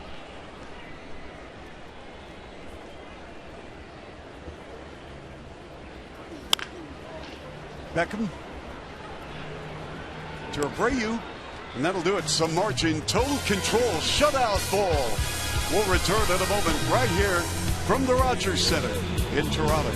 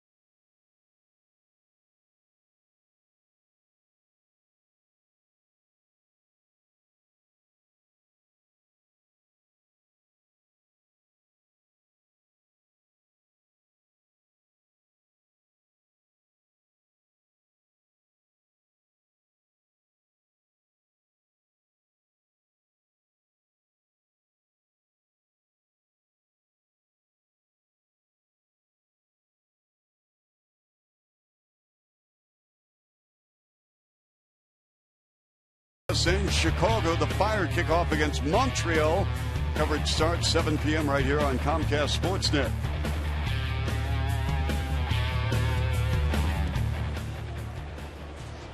A little soccer action there. You know, speaking of Toronto, the old Chicago Sting actually won the championship here in Toronto against the Cosmos in '81. Seems like just yesterday. Yeah, really. Well, you know, back in those days, the Chicago sports teams really didn't have a lot of titles. True.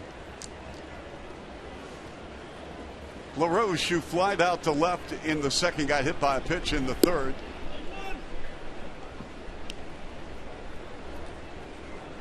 LaRoche batting .215.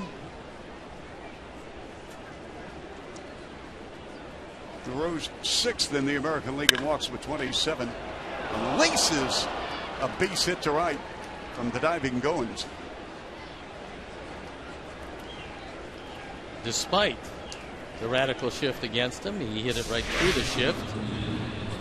Goins was way back in the outfield, and that ball hit to his left, and Adams aboard.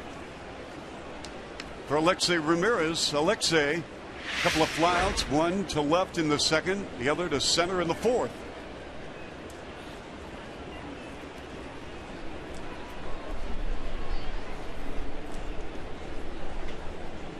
Estrada has given up 6 hits on 2 runs. And those runs really a little bit of credit to Mother Nature for that fly ball to right when Carrera could not make a play.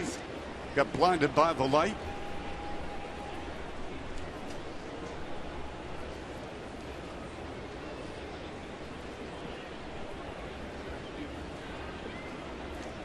The 1-0 pitch. Fly ball. Let's see if it stays in play. Just on top of the dugout.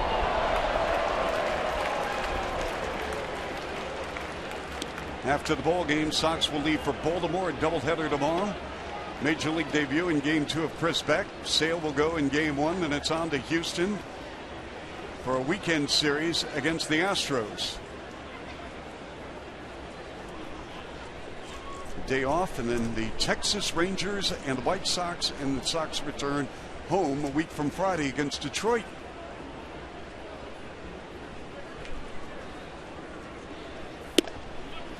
It's called strike. 1-2 with nobody out.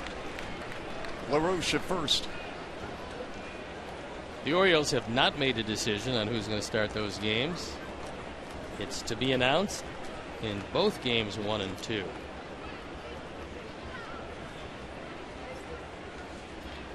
Yeah, we should get word on that momentarily, Steve, about the Orioles starters. Little chopper in front.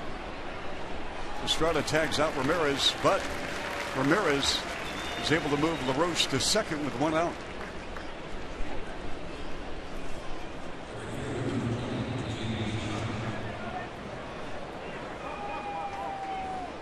The Atlanta Braves, it's reported, pending baseball approval, have traded for a very popular former White Sox player, Juan Uribe, going from the Dodgers to the Braves. Alberto Callaspo going from the Braves to the Dodgers. Chris Withrow, a right-handed reliever, going to Atlanta. The JV shot. That's going to fall in for a base hit. And we're not going to have a play at the plate, but at second base, and he's out. But the run does score, and the White Sox lead 3-0. Second hit of the day for Shuck, his 5th run driven in. And after knocking down the ball, Pilar couldn't control it. If he could have, it might have been a play at the plate, but that became a no chance. Then JB hustling, thinking that he can make it, but for a good throw by Pilar, and he got him at second base. Again, this is a very bouncy turf, and even Blue Jay fielders aren't used to it yet.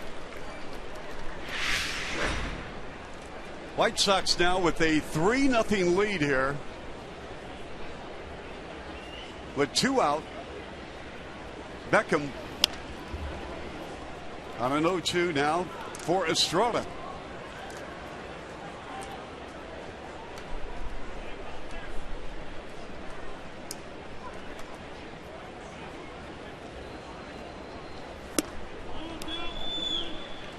One and two.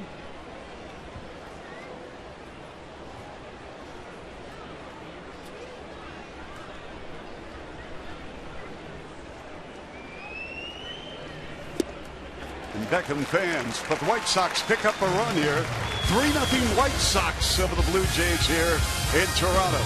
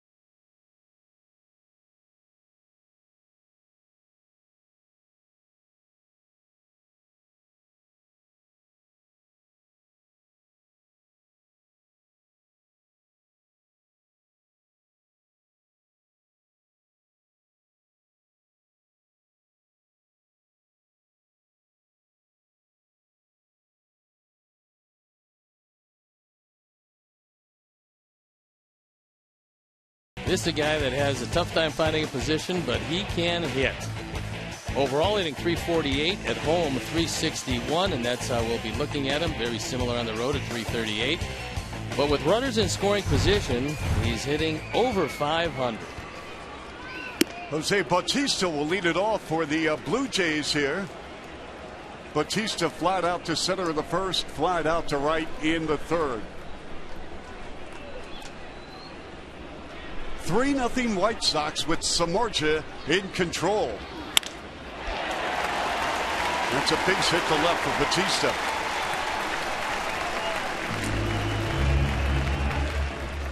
Jeff was a little unhappy with himself because he got that ball pretty much over the middle of the plate. He hasn't made many mistakes with a fastball, but this is one of them. And Bautista, who came back after the cortisone shots with a pretty grooved swing, doesn't miss anything getting that much of the plate. So the Jays with a leadoff man on. Encarnacion grounded to short in the first, grounded to Soto right in front of the plate in the third.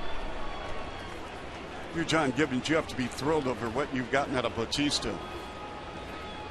Well, he's a guy that can carry the team when healthy. He is entirely healthy now. Encarnacion leads the team in grounding into 7 double plays. So if he hits a ball on the ground, he doesn't have particularly good speed. And nobody else on the club has grounded into more than 4 of them.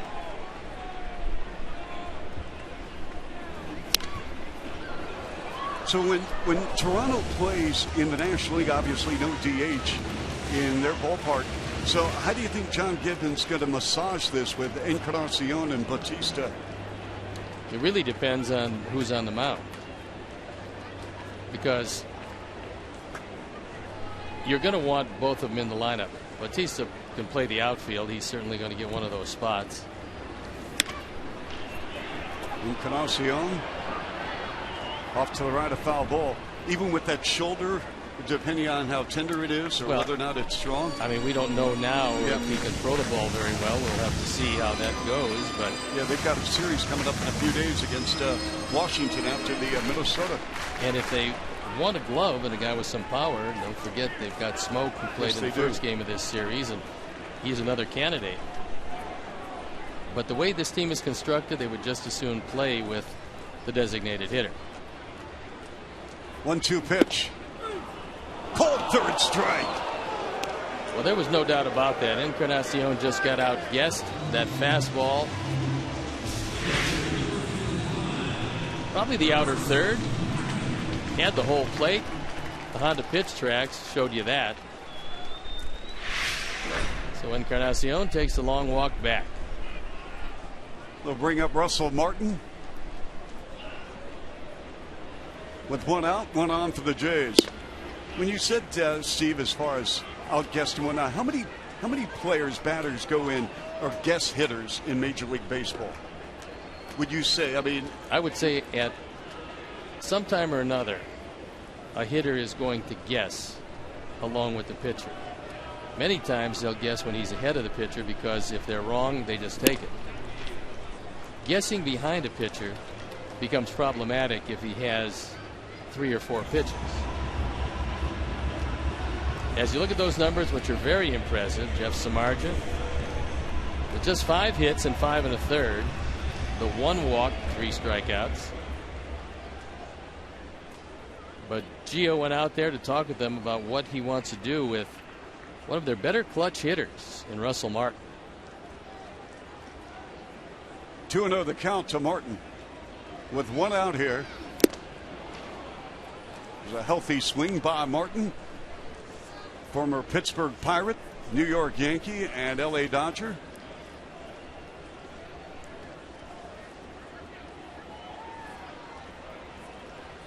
Three 7-0 for the White Sox. No runs, 5 hits, 1 error for the Jays. Runner takes off at a foul ball, and Bautista will return. One of the reasons why they really enjoy having Russell Martin in this lineup is this year he's among the league's best. In fact, he's second out of 216 full-time players in pitches seen with runners in scoring position. So he's going to work the opposition pitchers. He sees over 4.5 pitches per at bat. So he's not up there anxious and swinging at a pitcher's pitch early in the count. That's an impressive stat. And Jeff Samardzija getting the job done. We have 2 outs now, and that's going to bring on a good hard slider, low and away. He's got Martin well out in front of it. He couldn't pick that up. And Colabello, who's played Pepper with Sanchez at second base a couple of times, is going to be the hitter. Colabello has grounded to second back in the 2nd and the 4th inning.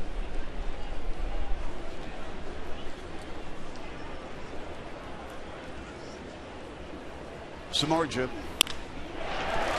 It's going to drop in for a base hit. And the Jays have runners at first and second with 2 out here in the 6th. We'll bring on Ezekiel Carrera. Ezekiel bunted his way on to keep the inning alive in the 2nd. Then a strikeout victory. That's the 6th hit for the Jays.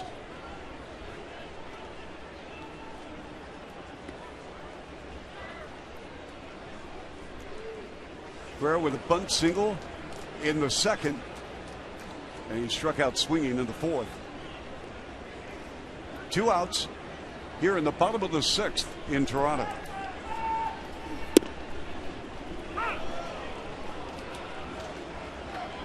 This is not a running situation with Bautista at second base. He's only tried twice. He's been successful once. But this Blue Jay team has swiped 26. They've been caught only 4 times. So they've run very well. We have a 1-1 count. Samardzija has struck out 4, walked 1. And Chuck, it's a 1-1 count with 2 pitches in the exact same spot. So what does that tell you? What does that mean? Little inconsistency on the part of Jordan Baker.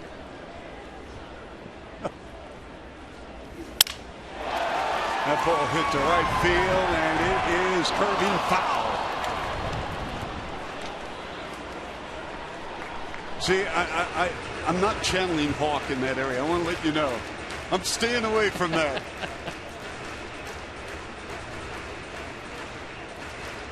See, in the NBA, you know, I mean, it's such an intense. I mean, you know, you have Scott Foster and Joey Crawford and all those NBA officials. In Major League Baseball, I don't know any of these guys. Well, most of them do a very good and consistent job, and do. all you ask from any umpire. Probably the same thing from referees is whatever you call, make sure you're calling it the same. Samardzija with a big-time strikeout. Jeff Samardzija tossing a shutout here in Toronto.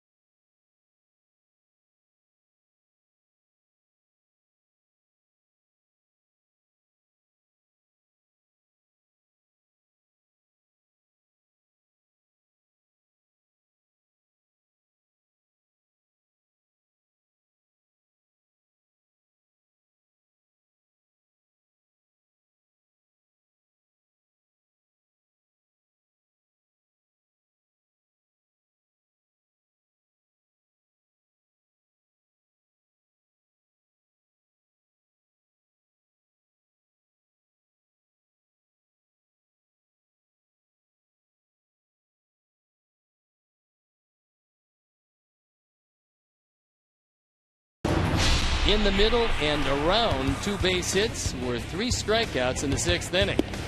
First it was Encarnacion. Then it was Russell Martin on a good hard slider. And then it was Ezekiel Carrera on an off-speed pitch. Looked like it might have been a splitter. It certainly had him out in front of it. A good way to get out of the inning with the shutout intact.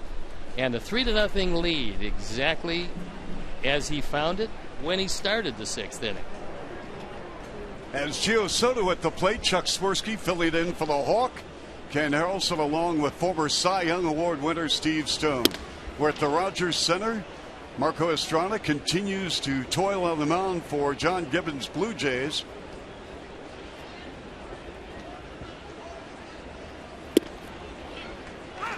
How do you think Estrada's done, all things considered? I think he's done very well. And if you're just joining us, the first couple of runs of the ball game were on a fly ball that was lost in the sun.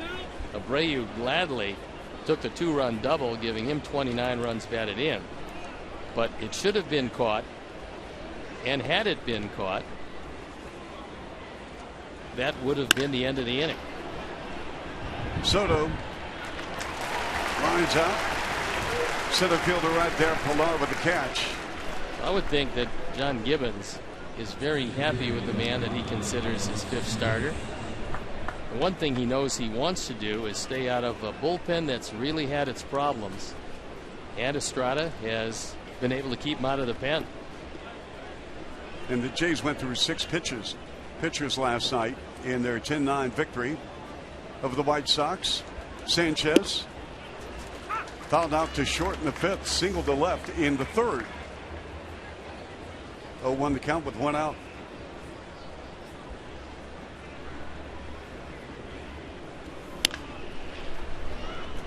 Oh, and 2.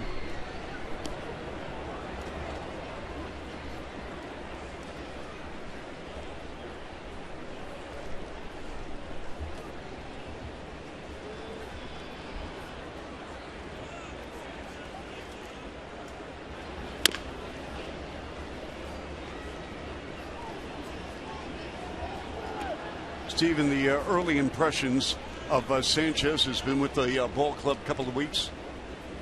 I think he's been outstanding in the field. He's made some pretty good plays on this surface, which is a tough surface to field. He's turned some double plays that probably shouldn't have been turned. And all in all, when he starts to understand what the pitchers are trying to do with him, and he's still very young, I think he's going to be a good player. Well, the thing that's really impressed me in the little I've seen of him since he's been recalled is he's got great hands. He does that. Ground ball hit to the right side of the infield. We've got 2 outs here in the 7th. Enjoy U.S. Cellular Field just like a player. You can play catch in the outfield, warm up in the bullpens, visit the dugouts, and much more. Join us for Family Field Day on Saturday, May 30th, and support Chicago White Sox charities. To purchase tickets, visit whitesoxcharities.org. Adam Eaton with his 4th appearance at the plate, squares around a bunt, drops it foul. Strikeout swing in the 1st, single to center in the 3rd, and flied out to left in the 5th, and spoke to Adam prior to the ball game about this turf. I said, how you feeling? He goes, you know what, my legs are feeling it today. And this is a soft turf. You can imagine some of the older versions of this and how tough it was. You get a 3 or 4 game series as a visiting player. If you have any back issues, if you have any knee or hip issues, you're going to feel it. And I remember just running in the outfield on an artificial surface, and there was a lot of them the time that I played in the National League. After 3 days, your knees were sore. Adam Eaton, nice piece of hitting there with a base hit up the middle. What's the hardest surface during your playing career that you saw? Well, the hardest surface that I saw was a surface in Montreal. That was at Olympic Stadium. At Olympic Stadium. That one was as hard as a rock with terrible seams. As far as playing is concerned, what they called the old tartan turf in Pittsburgh was not particularly good. 2 outs for Melky Cabrera. By the way, realizing that this is not the ideal surface, they're planning to have natural grass here in 2018. And that will make it a lot more comfortable to play on, and make it a better ballpark, make it a prettier ballpark. And I think it'll keep a lot of their players healthier. I remember the Hall of Famer, Andre Dawson, who later came and played with the Cubs, he just decimated his knees playing on that surface in Montreal, and he wasn't the Lone Ranger. They had a lot of guys doing the same thing.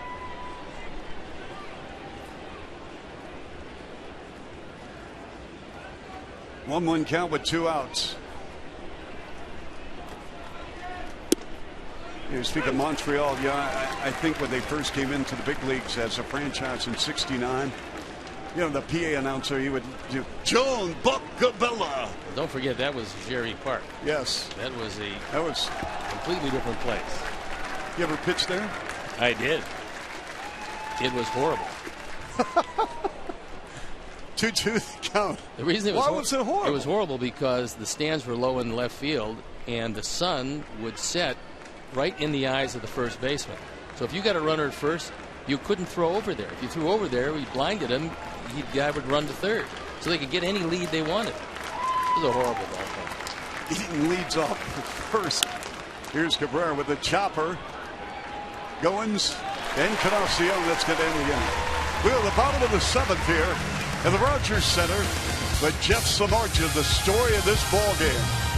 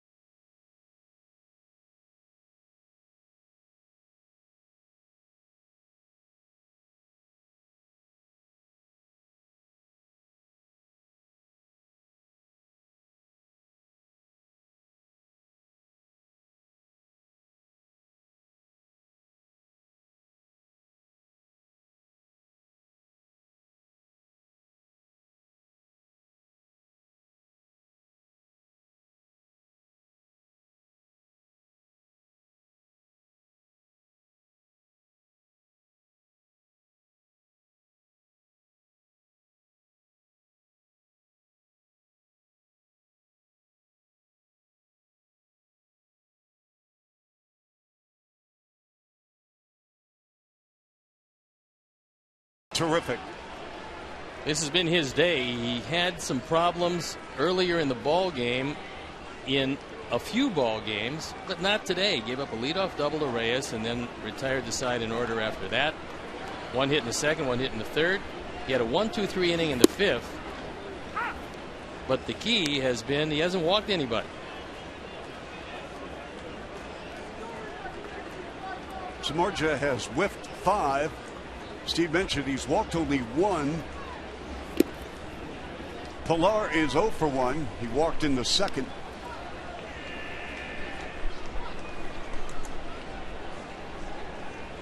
Samardzija's makeup, Steve, that's the thing I really appreciate. This acquisition from Oakland, engineered by Rick Hahn.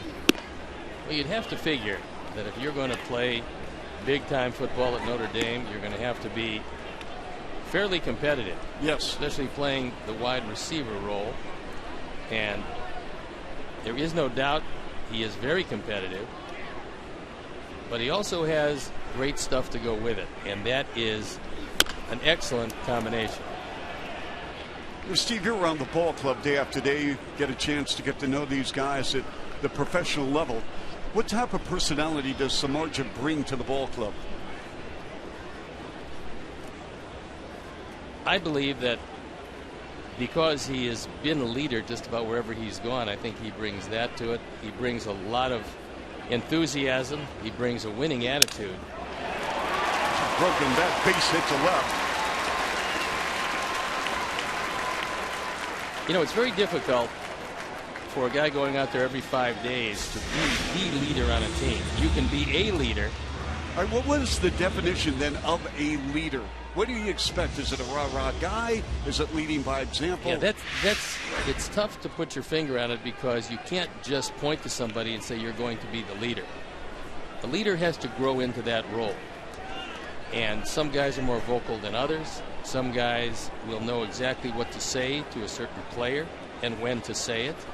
And even more important, how to say it to get the most out of that player. I'll tell you what a leader is going to do. And talking with Ron Gardenhire, who for years was a manager of the Minnesota Twins, his place taken by Paul Molitor, he told me that he had a couple of leaders on his team. One of them, Michael Kadire. The other one, Justin Morneau. And he said Maurer was growing into it, but he hadn't gotten there yet. And what he said was, if somebody does something they're not supposed to do, and they knew what they should do and shouldn't do as a member of the Twins, especially coming up through the organization, if he went to talk to him, it became a big deal. But one of those guys, Kadire or Morneau, would come by, Gardenhire would look at him and say, I got this, Skip. And then he would go and talk to the player and let him know how they expected that player to act. It's a bouncing ball, and Ramirez can't make the play. Ramirez wants to have that challenge. That was a tough ball to handle because it was a high hopping ball, and Robin is coming out. And he wants to talk. Interference. He wants to talk with Andy Fletcher.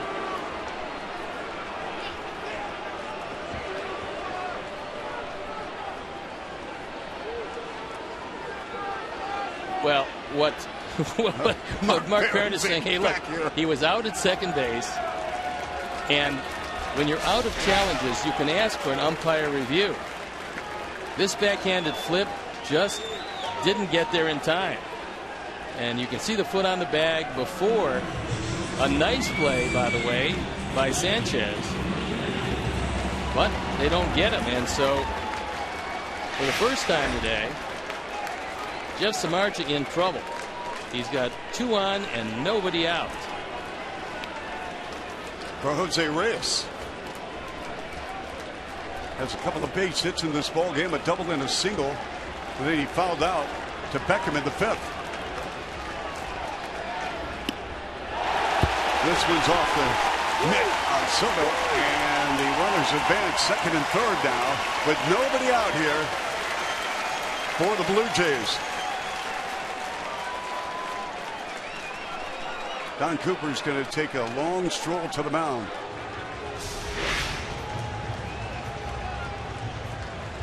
Now, normally, if Gio Soto is setting up outside and expecting a fastball away, he's going to make that catch. But he called for a fastball inside, and Jeff opened the front shoulder. That ball stayed high and away, and it goes as a pass ball, but you know what? That's a tough play for a catcher to make because he's setting up inside. And Jake Petrichka pitched in the ball game last night through a couple of innings, gave up a run on 2 hits. He's back loosening up again this afternoon. 1-0 the count. 2 on. Pilar at third. Goins at second. Reyes at the plate. And it's 2-0.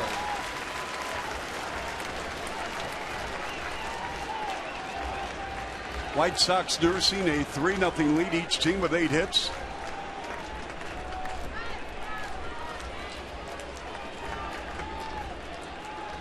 Samardzija with a check of the runners. The delivery, swing and a miss by Reyes.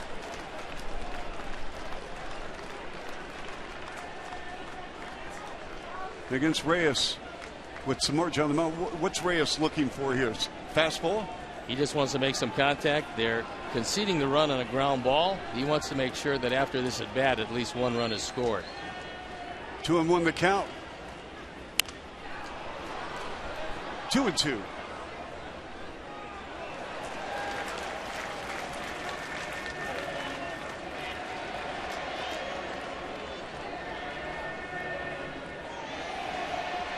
Donaldson in the on-deck circle. Reyes batting .264. Doubled in the right, singled to left in the third. Little chopper. Beckham checks the runner, throws across to Abreu. That's the first out.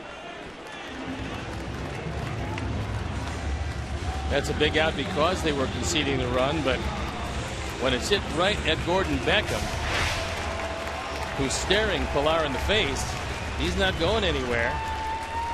And so the one thing he wanted, and you ask what he wanted, didn't happen because nobody has crossed the plate.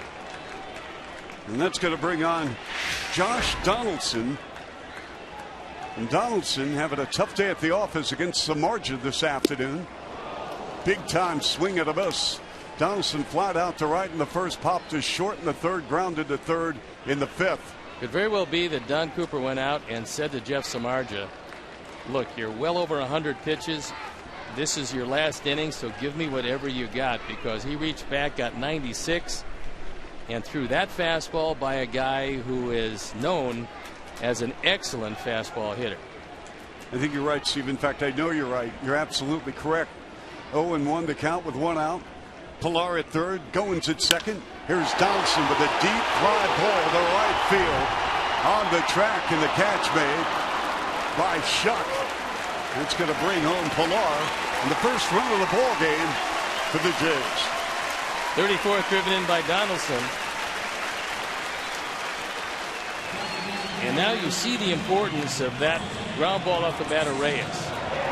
If he pulls the ball to the right side, the run's going to score, and now it's a 3-2 game. Instead, that sacrifice fly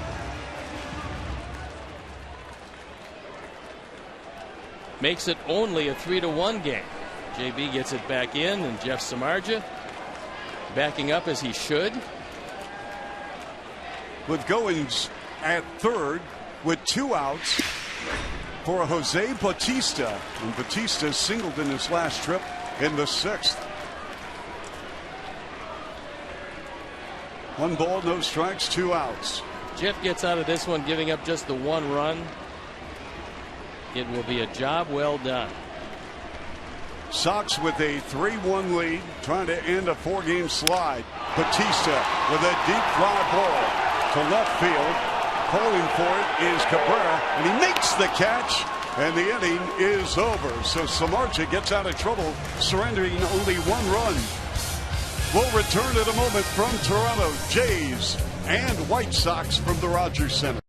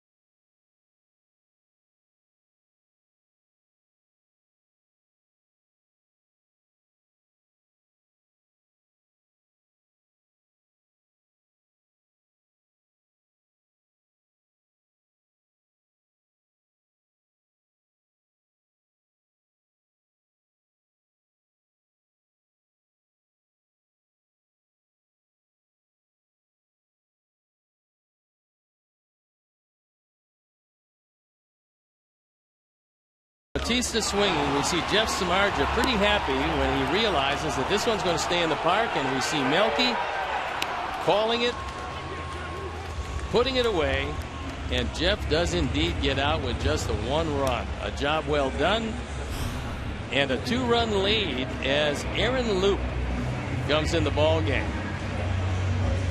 We saw Loup last night. He pitched an inning, struck out 1.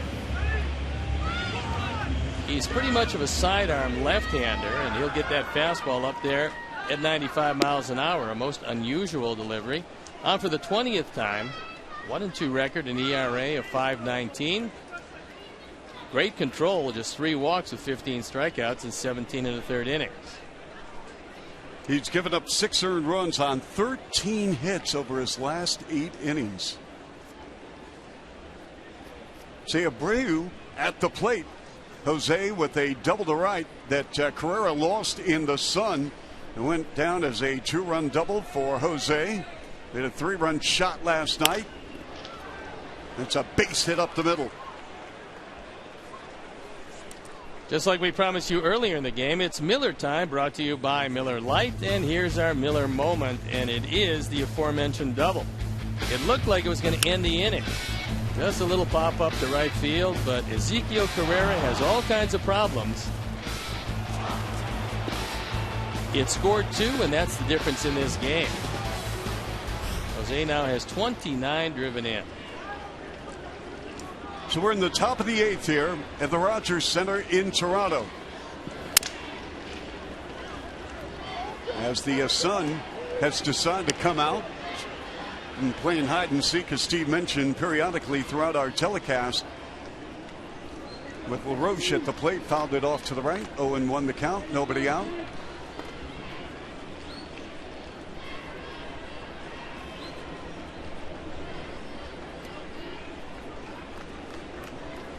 Three 9-0 for the White Sox, 1-8-1 for the Jays.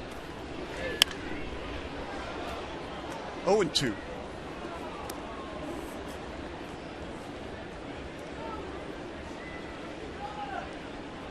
White Sox began today's activities 5 under 500, 8 out behind Kansas City. Royals with a 1-game lead over Minnesota in the Central. Luke delivers. Hold strike 3. Tough for a left-hander to deal with, a sidearm left-hander who can get it up there as quickly as Luke can. Right-handers have a pretty good look at him. Left-handers, it's a problem. This, Steve, is that because of the angle? Yeah, you can't really see it. He almost throws across his body.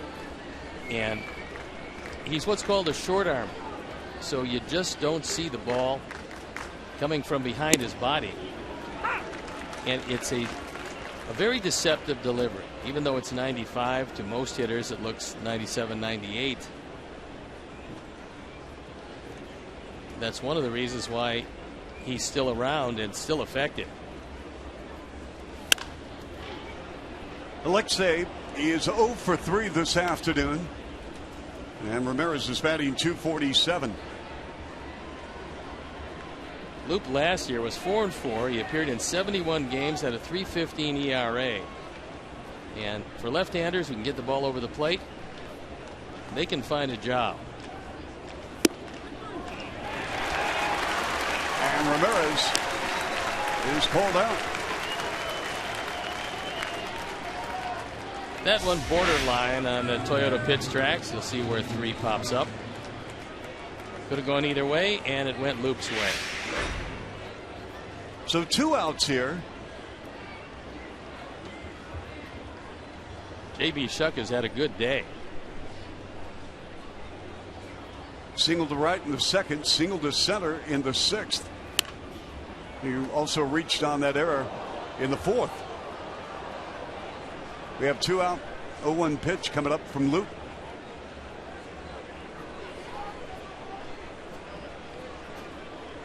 And Samardzija really did a fantastic job this afternoon, Steve.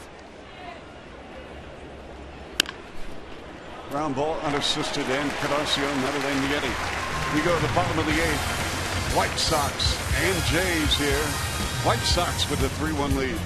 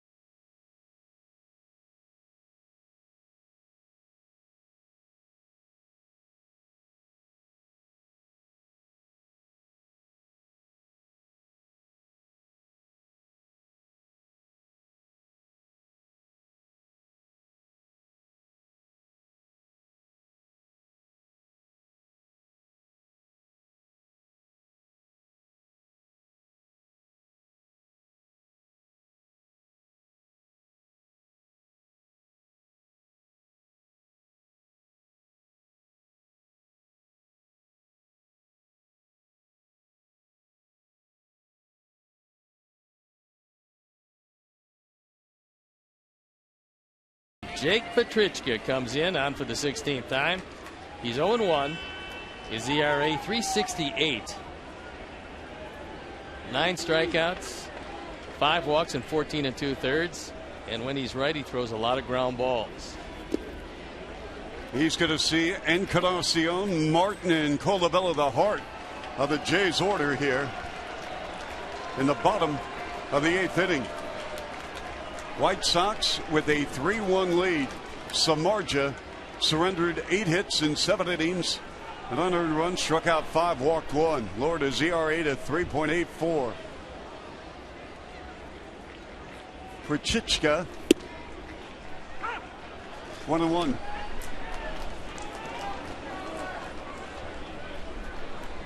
Samardzija was equal to the task against a team that can really hit.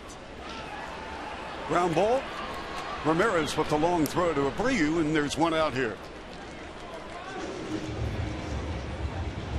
Get Sox Social. Stay connected to your White Sox and favorite players all season long by visiting whitesox.com/connect today. Brian Russell Martin. Martin took a called strike in the 2nd, singled to left in the 4th, struck out swinging in the 6th. This Blue Jay team entered the day 3rd in the American League in hitting, leading the American League in doubles. We saw what they could do last night, and Jeff Samardzija came out and pretty much handcuffed a very potent lineup. It's going to be a base hit to left. Martin will turn the corner and stay at first with 1 out here in the bottom of the 8th. Second base hit of the day for Russell Martin. This fastball is inside off the plate.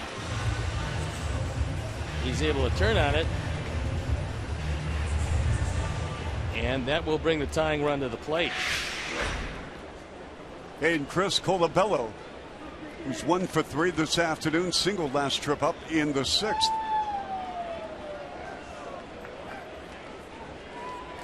For the Jays, it's their 9th hit this afternoon. With 1 out, 1 on. Another base hit to left. And the Jays now with runners at first and second with one out here in the eighth. It'll be interesting to see if it's going to be Ezekiel Carrera or we're going to see a pinch hitter.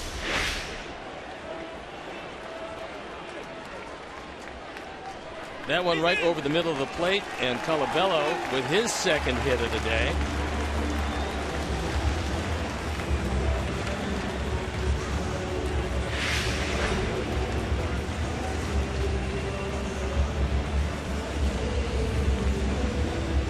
So it looks like Justin Smoke, who played in the first game. Yeah, went 2 for 3, homer. 2-run homer in the first inning. And then an RBI base hit in the 8th inning. On the season, Smoke 3 homers, 11 RBIs, batting .246.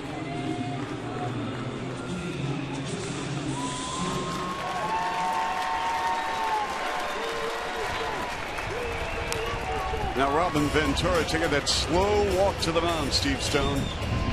Well, Putnam is ready to go. The odds are overwhelming that because of that splitter, he's going to want to see him. He also realizes that Petrichka pitched a couple of innings less than 24 hours ago. And so Jake is disappointed. But he'll leave, turning it over to Zach Putnam. And as he walks out, we'll step out and be back after these messages.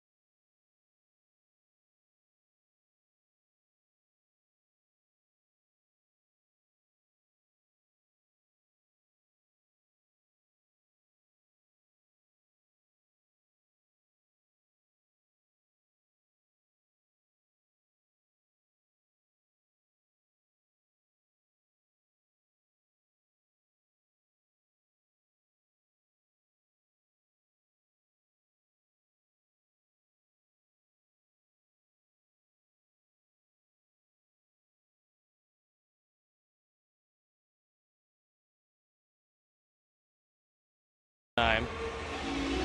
He throws a little cutter, and the splitter when he's right is his best pitch. You can see just 5 walks in 15 innings. Last year in 49 appearances, his ERA was 1.98. He was probably the most effective guy consistently out of the bullpen. And he comes in with the game on the bases. The tying run. Standing out there at first base in Chris Colabello.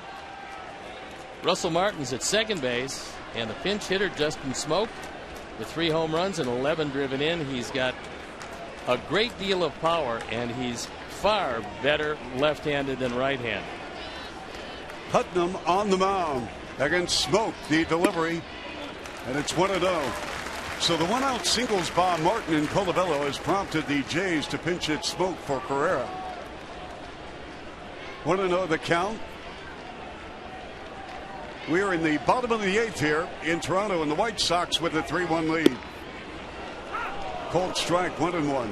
And what Robin is really hoping for is one of those splitters turns into a ground ball, because Smoke has big power, but he lacks any kind of substantial speed.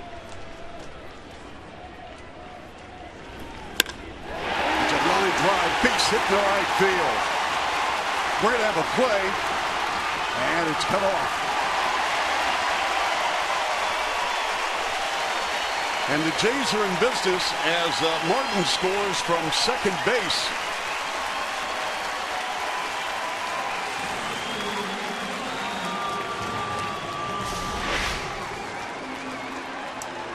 Justin Smoke on a splitter reaches out,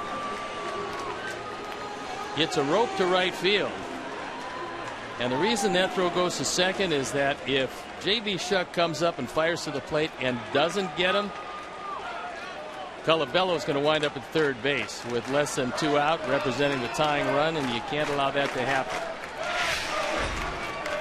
So Colabello at second, Smoke with a base hit. He's at first with only 1 out here in the 8th. It's 3-2 Sox for Kevin Pillar. Pillar with a base hit in the 7th, a single to left. He walked in the 2nd, grounded to short in the 4th.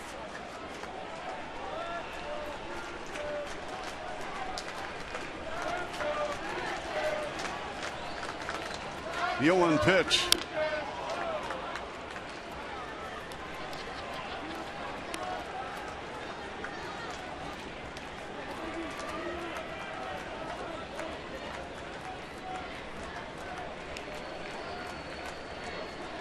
Steve, how's Colabello on the base paths? What's happened?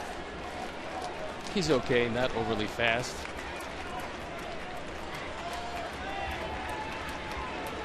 But I would assume they're going to send him. Beckham, 1. Safe at first. Great play by Gordon Beckham. With the speed of Pillar, no chance for a double play. But if he doesn't make that play, and a very good shot at a tie game. This one he kept away from Pillar, who rolled over it. Gordon right there doing the best he can. Sanchez gets rid of it as fast as he can. But Pillar, a speedy outfielder.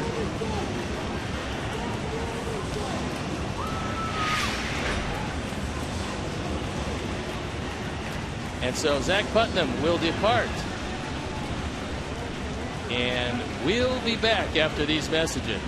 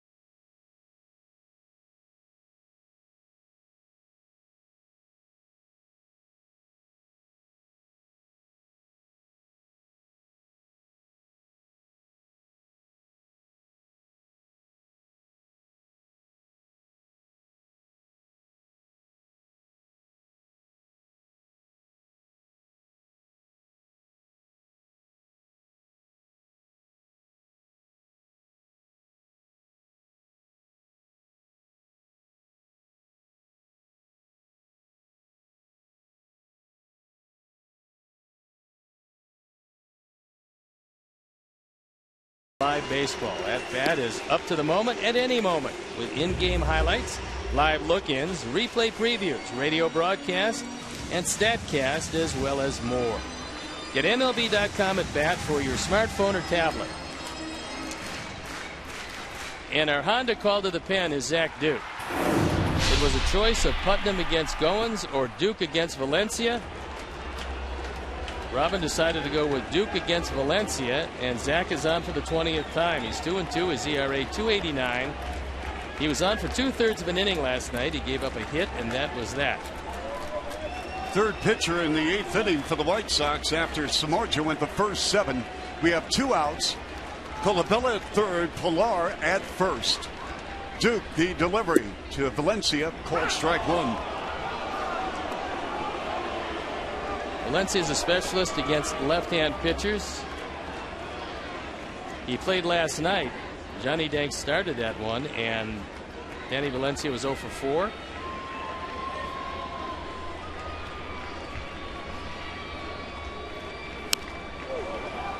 Oh, and 2 the count. Jays got a single run in the 7th. They've added here in the 8th. They got the tying run at 3rd and the go-ahead run at 1st.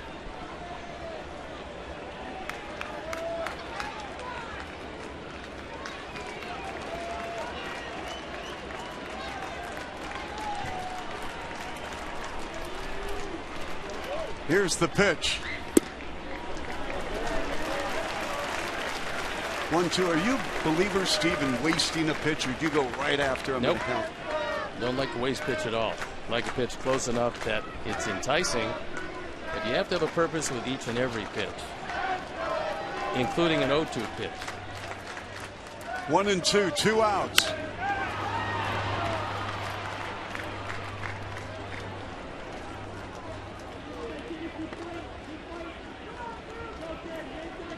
Danny Valencia came into the ball game last night hitting over 400 against left-handers, and that's what's kept him around the major leagues. He's always been able to do that. He went 0 for 4 last night. 1-2, 2 outs, 1st and 3rd. We got a 2-2 count.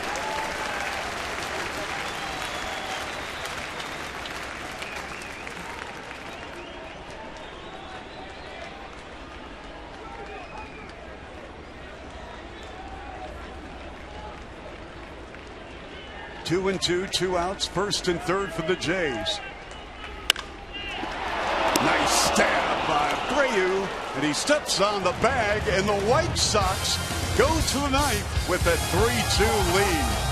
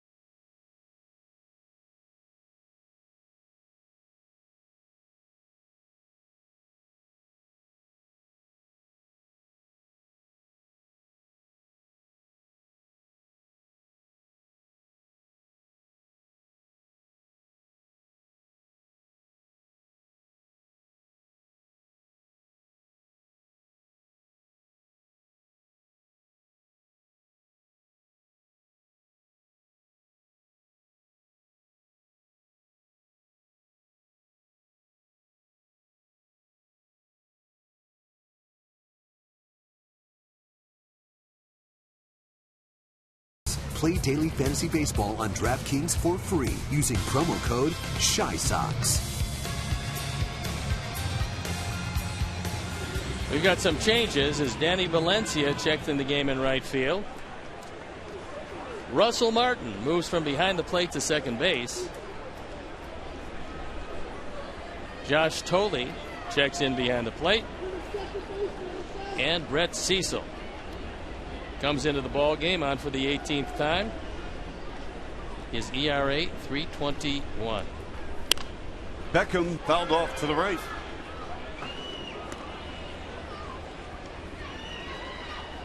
Steve, I just went on Baseball Reference, the website. For Russell Martin at second, this is only his second big league ball game that he's played at second base. But as you said, what an athlete. He's a great athlete. I have no doubt that he can play it pretty well, and I also have no doubt that they probably worked on it before many games. As you look at Brett Cecil, who was originally anointed the closer of this team. He had a couple of saves in 3 opportunities, 16 strikeouts in 14 innings with just 4 walks, but 1-2 to Beckham.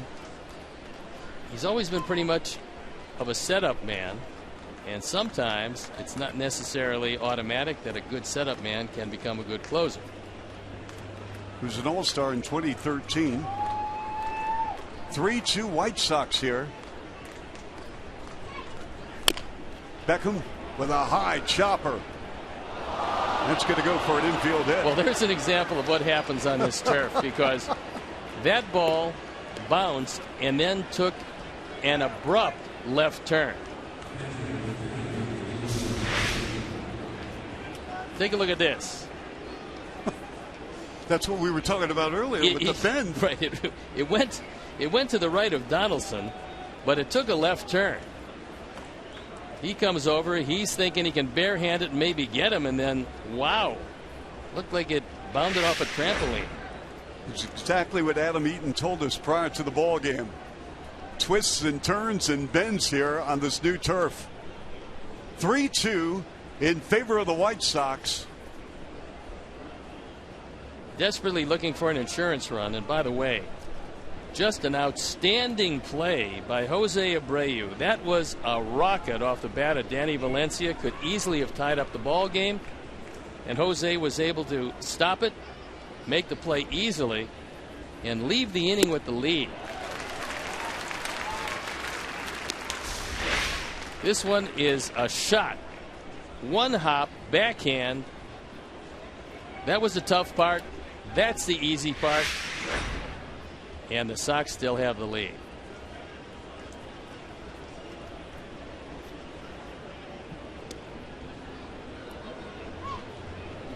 Jerry Meal's going to keep a close eye on that front leg of Cecil, because he's got to step on that 90-degree angle toward first base, and that time he came very close to stepping toward the plate and throwing to first, and that is a balk. No balls and a strike with nobody out here in the ninth. White Sox 3-2. We talked about Russell Martin playing second base. This is the first time he's played second base, Steve, since 2011. He did it for 2 innings with the Yankees. Well, 2 innings is enough to get used to the position. Yeah, sure. Why not? Especially with this turf. Come on. Yeah, he should be fine. Especially if there's a ball hit to the left side of the infield and he's got to turn a double play with the runner coming behind him. And that gets past Reyes in the left field. So the White Sox in business here in the top of the ninth. We have runners at first and second. Beckham at second and Soto at first. And that was yet another artificial surface hit. Yes, it was.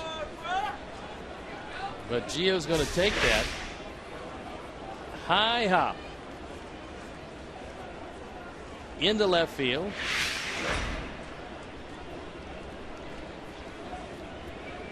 And now a golden opportunity to lay one down and make sure that Donaldson has to field it. With the infield in for Carlos Sanchez, who is 1 for 3. Nobody out. Runners at first and second for the White Sox, holding on to a 3-2 lead here in the series finale. There's a couple of interesting variations of the wheel play. One is Reyes streaking to third base as Donaldson comes straight forward. Sanchez showing bunt. And that time he held his position at shortstop. I always am a little concerned when the shortstop takes his glove off, holds it in his throwing hand, because generally on teams that I've been associated with, that's a sign that you want to pick off. And Gordon Beckham, who is a lifetime shortstop, is probably not going to fall prey to this.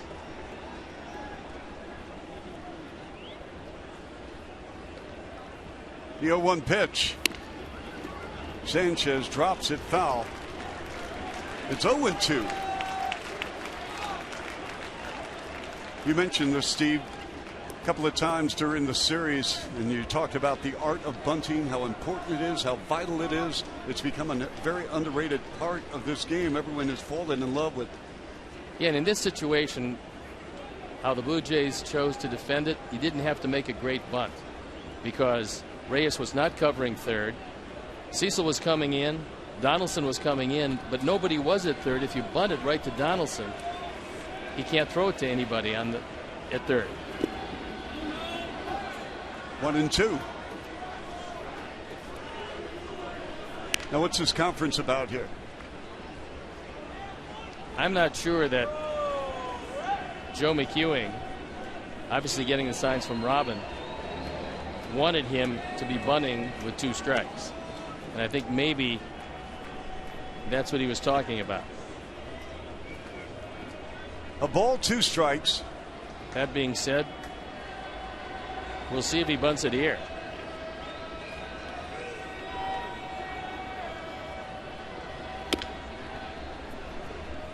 Another foul ball. Beckham at second, Soto at first. White Sox trying to add some insurance runs here with nobody out in the ninth.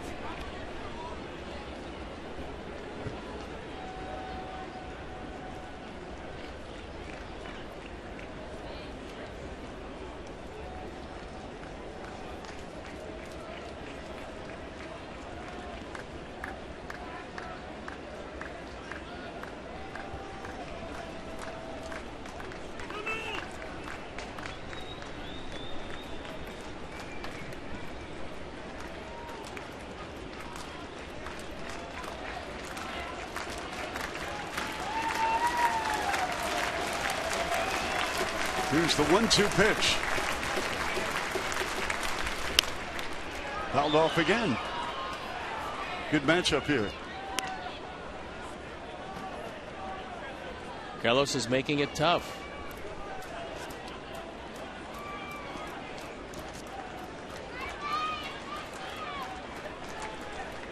A ball and 2 strikes, nobody out. 3-2 White Sox in the ninth.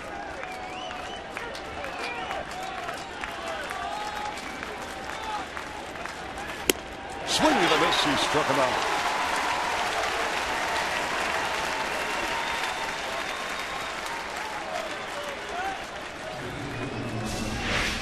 Up and out of the zone after working him down.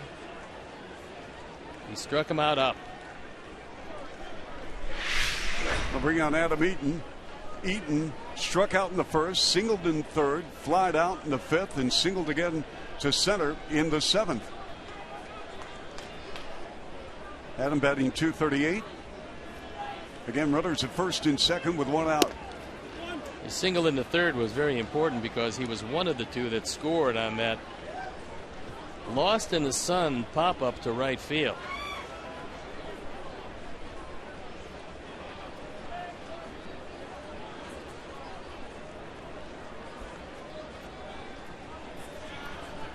One 0 count inside 2-0.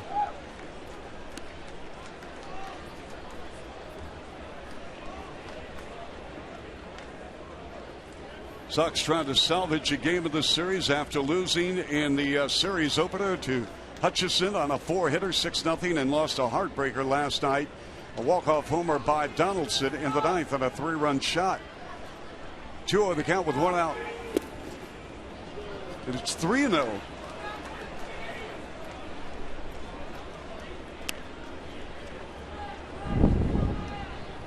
There is David Robertson, and as Robin said last night, said we get a chance to save a ball game, he's right back out there tomorrow.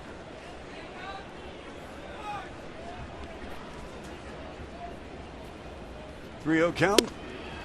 Cold strike. Yeah, Don Cooper told me prior to the ball game, he says you're gonna have to have short-term memory in this sport, especially for a reliever. All closers do. If you're a closer, you're going to blow saves. And if you're worried about them, you can't close because it's going to happen. It's going to happen to the best of them. Yes, it is.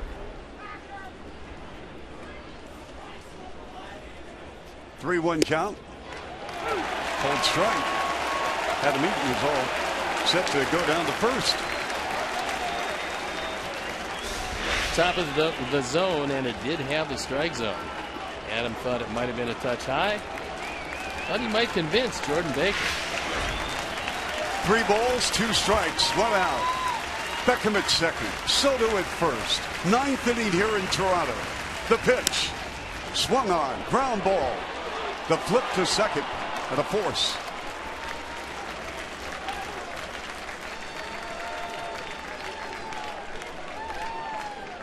So that advances Beckham to third, and Eaton is at first. But we have 2 out. Let's bring on Melky Cabrera. Josh Tolley is going out to talk with Cecil. They were both teammates of Melky last year.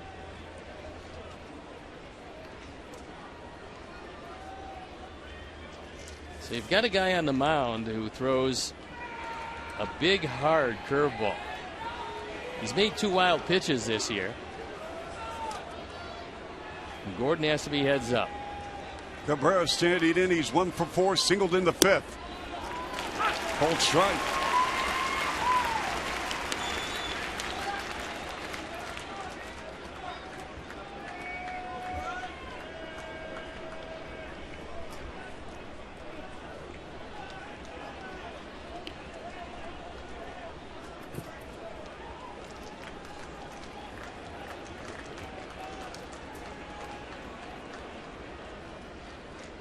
Check of the runners, and here is the pitch. 0-2 count.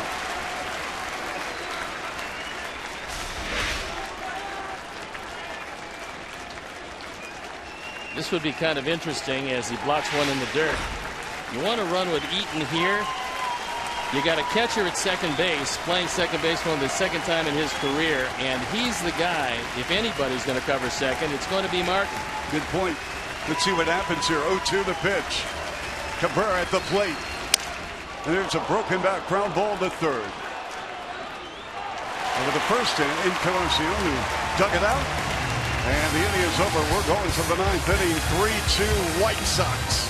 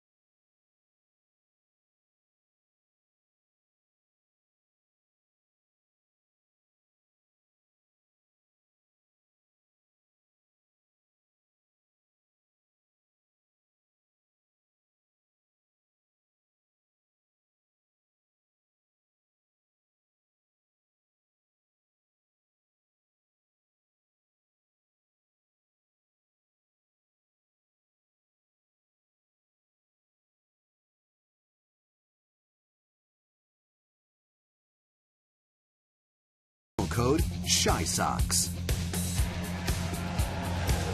Tomorrow afternoon, your Sox and our Sox back on CSN for Game 2 of their doubleheader against the Orioles. Coverage begins at 3:30 right here on Comcast Sportsnet. David Robertson comes into the ball game, and he's got a tough task ahead of him. He's got to deal with the top of the order, the top of a very potent order. Reyes, Donaldson, Bautista. Other than that, Steve, hey, it's easy. Yes. On for the 20th time. He's 3-1. That loss coming last night. His ERA 2.41, 29 strikeouts, 2 walks, and 18 2/3. 9 for 11 in save opportunities. Reyes is 2 for 4, doubled and singled in the first and third respectively. 3-2 White Sox. Reyes takes a cold strike one. You can save yourself a whole lot of grief in a one-run game if you can keep this guy off base. He is a premier base stealer. Drama here at the Rogers Center. Strike two.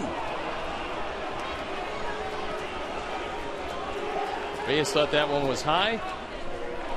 Jordan Baker thought it was just low enough. 0-2, nobody out here. Bottom of the ninth. Robertson against Reyes. Checked his swing, got tagged out. Strikeout for Robertson. A big first out on a good curveball.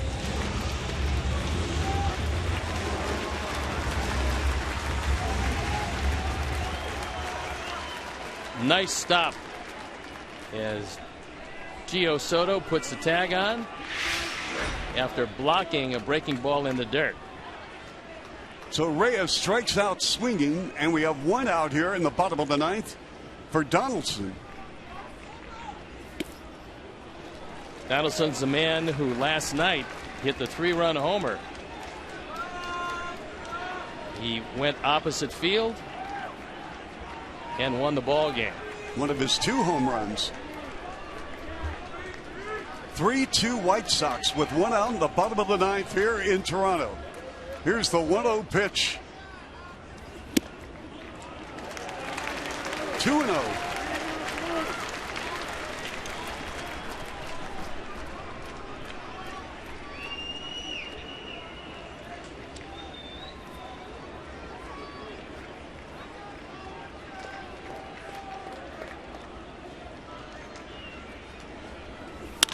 There's a deep hook. Fly ball. Left field. And this is gone. You got to be kidding me. We have a tie ball game at 3.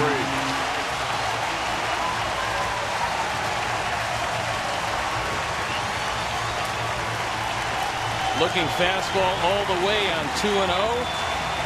He's a dead fastball hitter. And he got one up and hit a towering fly ball that just kept on going. That's his 13th home run, his 35th driven in, his second RBI of the game, and our 4th home run replay.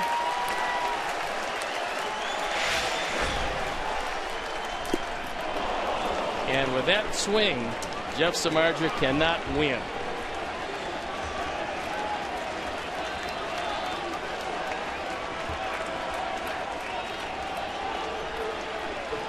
Now Robertson has to focus and zero in on Batista. Looping pop up. Grabbed by Sanchez. 2 out. A 2-0 fastball, and he goes up and gets it.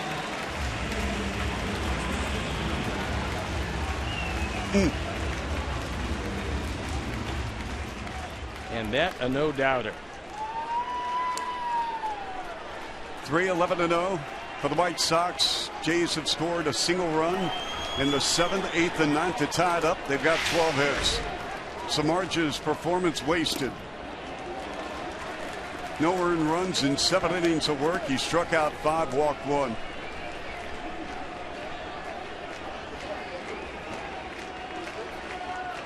On the other side, at times, Steve, you got to tip your hat. Donaldson, he's a big-time player. He's just some hitter. Wow.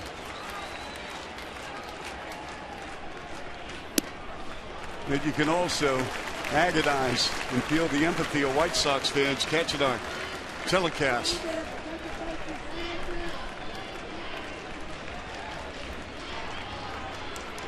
Three ball game. 2 outs, 2-0 count to Edwin Encarnacion. Oh, he was trying to end it right there. That 2-0 fastball was right down the middle. He was able to throw it by him. Take a look on the Toyota pitch tracks where it appears. Yikes. 2-1 count, 2 out. Robertson on the mound. Encarnacion at the plate. Called strike 2.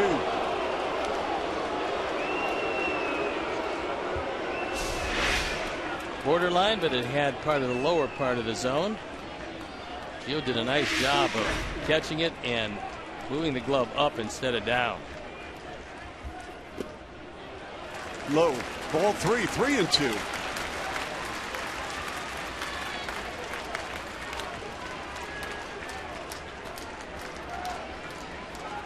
Three balls, 2 strikes, 2 out.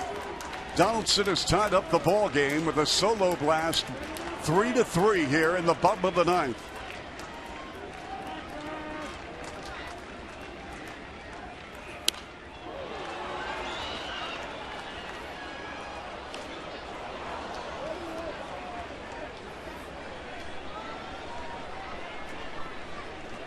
Encarnacion, another home run hitter who's been very, very quiet in this series. Make no mistake about it, he can hit it a long way. He got a hanging curveball and fortunately swung under it. Take a look where this one shows up.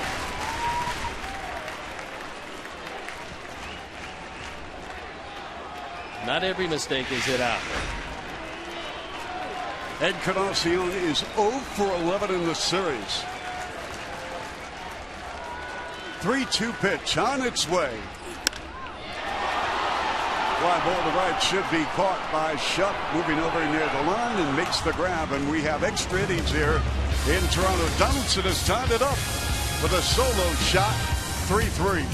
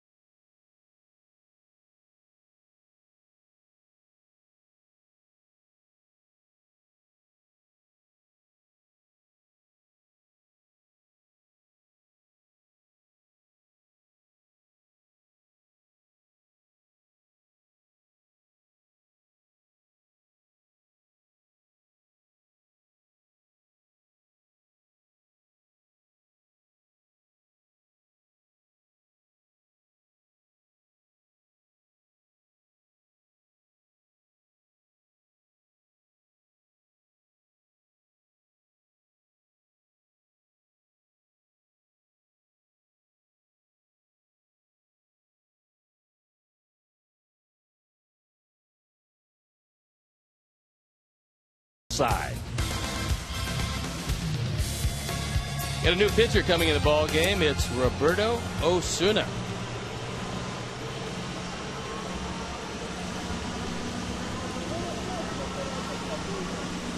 So Cecil goes an inning, and Osuna on for the 21st time. He's 1-0, his ERA .76.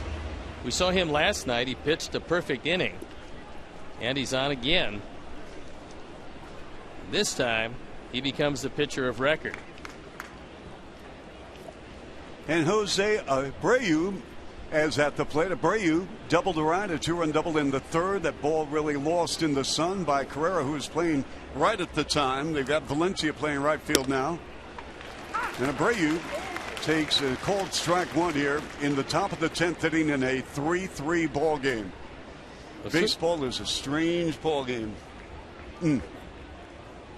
That's what's the charm of it, except it gets a little disappointing at this point when you've got the game, and now it's up for grabs again as Osuna was signed as a 16-year-old out of Mexico and played 3 seasons. in their minor league organization before making his major league debut on April 8th. No balls, 2 strikes. We talked about it last night. The first player born in 1995 to play Major League Baseball this year. Just outside. John Gibbons told reporters prior to the ballgame, Gibbons, the manager of the Blue Jays, he expects Osuna one day to inherit the closer role or perhaps become a starting pitcher. Well, there's no doubt he's going to get a little bigger and he's going to get stronger. He's still very young. Abreu going to right field. And that ball is off the wall. Jose motors into second. He's making the turn. He's going to third. And he is safe. That ball just kept on going. We've talked to you about the lively ballpark because Jose hit that ball off the end of the bat. He gets his 3rd hit. And amazingly enough, it's a triple.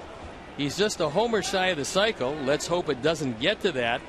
As Jose reaches out, Valencia in right field gets trapped too close to the wall. Now bear in mind, he's not used to playing right field. We saw him in left field, and he's a lifetime third baseman.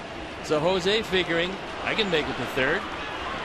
And make it to third he does. So Abreu with his 2nd triple of the year, forcing the infield in. Abreu 90 feet away from giving the White Sox the go-ahead run here in the top of the 10th. It's a 1-0 count to Adam LaRoche, who flied out to left in the 2nd, hit by a pitch in the 3rd, single to right in the 6th, took a called strike in the 8th. Osuna with the delivery. And it's 2-0 with nobody out here in the top of the 10th.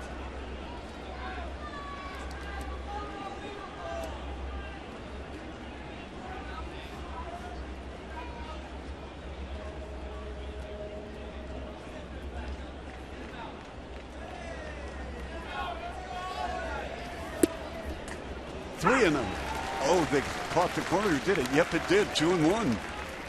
96 miles an hour on the inside corner. Adam LaRoche has always been a run producer. He's looking for something up in the zone.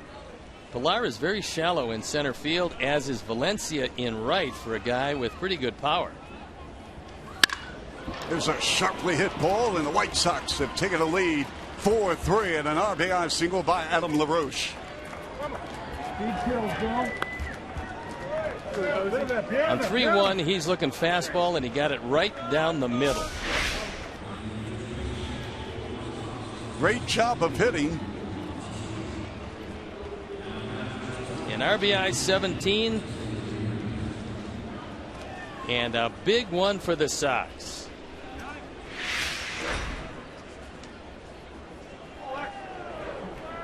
We were going to tell you that Jose Abreu would be 1 hit shy of the cycle in the 10th inning. You certainly wouldn't have guessed it would be a home run. But Emilio Bonifacio comes on to pinch run.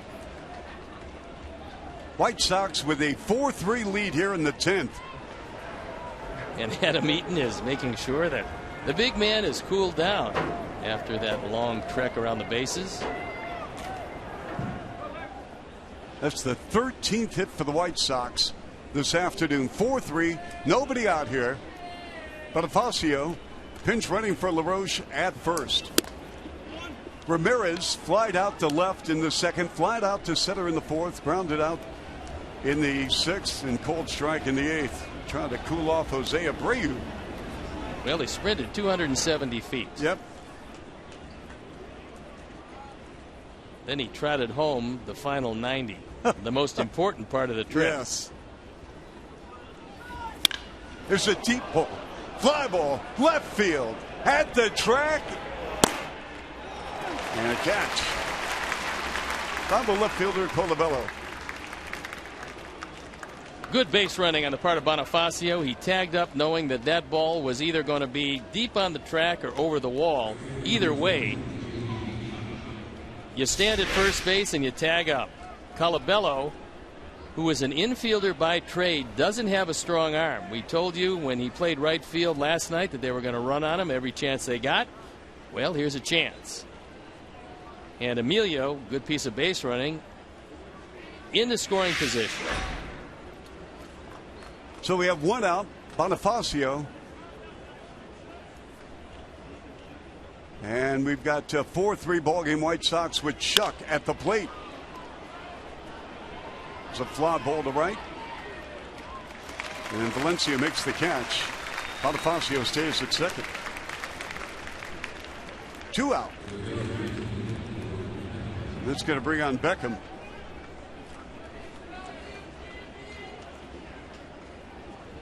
The White Sox have taken a 4-3 lead here in the top of the 10th. Out on RBI base hit by LaRoche after Abreu tripled.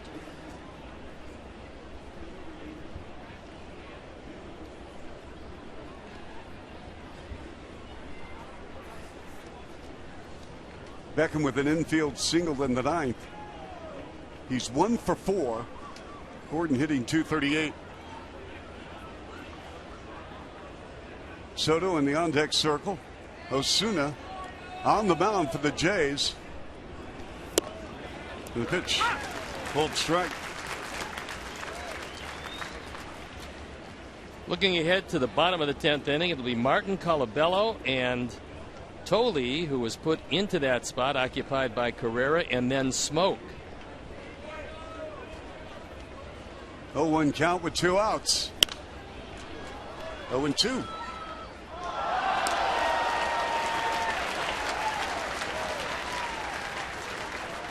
The Jays, who've scored single runs in the 7th, 8th, and 9th. Donaldson tied it up with a solo blast off Robertson. And that's why we're in extra innings right now here in the top of the 10th with the White Sox holding on 4-3, scoring the go-ahead run.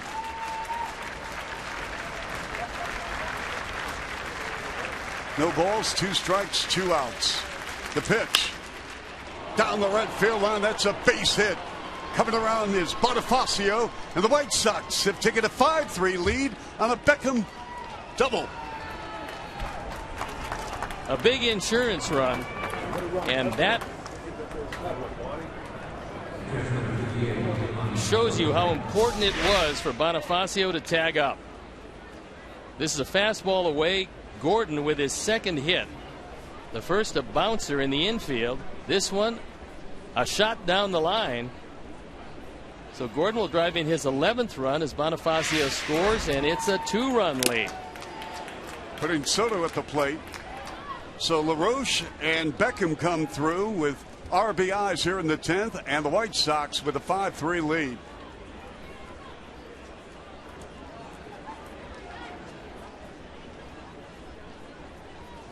Soto grounded out to third, hit into a fielder's choice, flied out to center, singled in the left.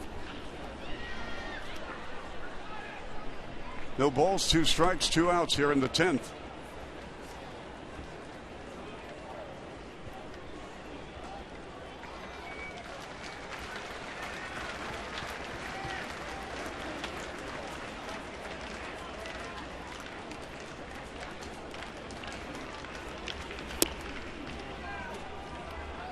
Beckham remains at second base. Osuna on the mound. With a ball, 2 strikes, 2 outs.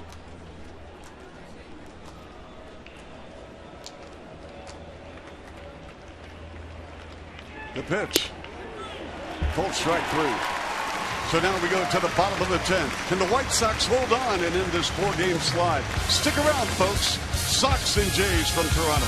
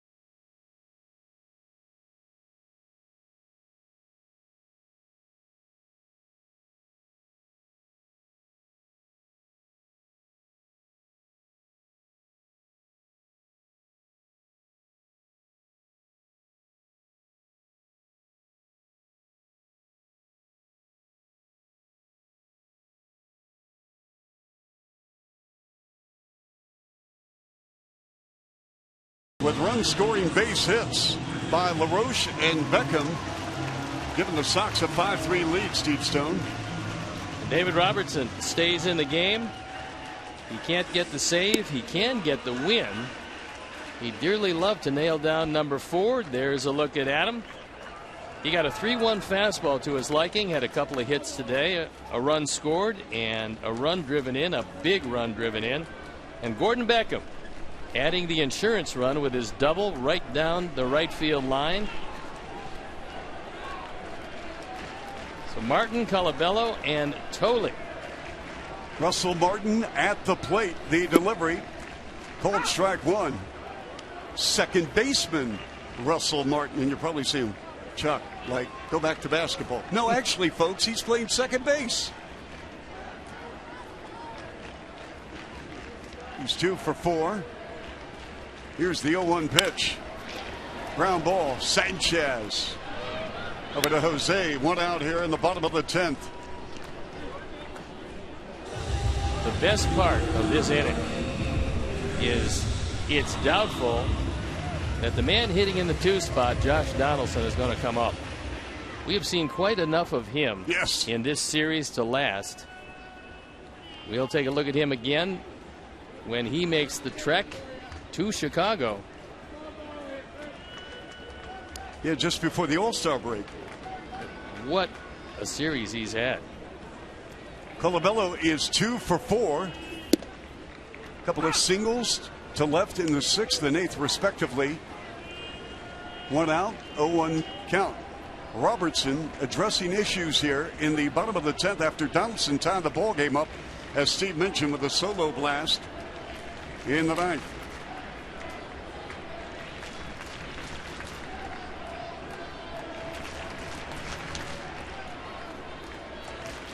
(5-3) Sox. Line drive off the mitt of Ramirez in the left field. That one fooled him because he broke to his left and actually overran that line drive.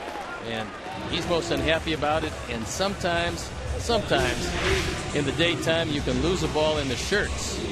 It sounds strange, but it will happen on occasion. Colabello hits the daylights out of this one. And Jose went to his left. Looks like his feet might have slipped out from under him, and that's what happened on this new surface.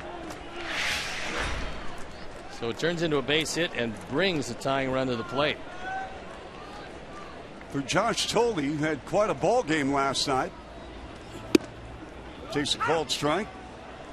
He started things off in the 9th inning with a solid base hit, followed by a Reyes double and a Donaldson 3-run homer.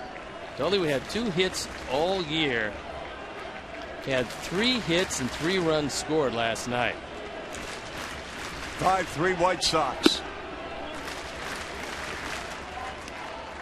1 ball, 1 strike, 1 out. David could put an end to all this drama because if he throws a ground ball, Tolley can't run at all.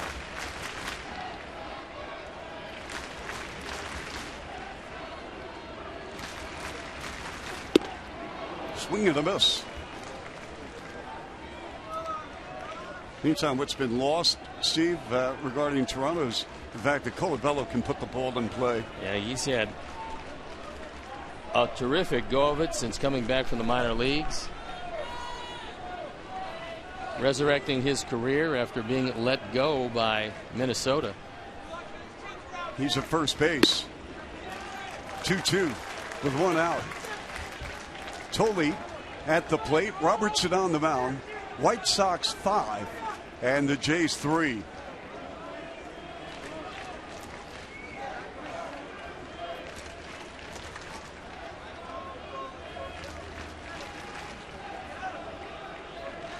The pitch. We're at 3-2. Just missing off the outside corner.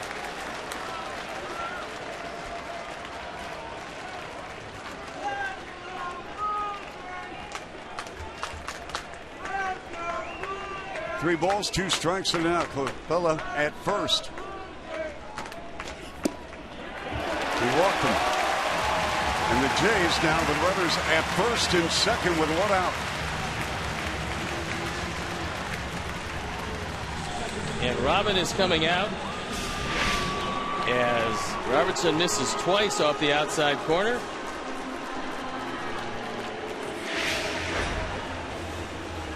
that puts a tying run at first. That Jays bench is getting awfully thin. So odds are they're going to stay with Tolle at first unless Gibbons decides to perhaps run a pitcher.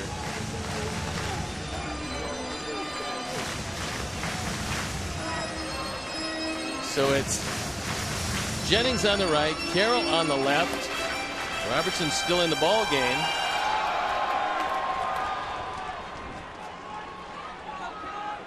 And Steve, with runners at first and second for the Jays at a 5-3 White Sox lead with one out. Kevin Pillar at the plate. Colabello at second, Tolle at first. And this is outside, ball one.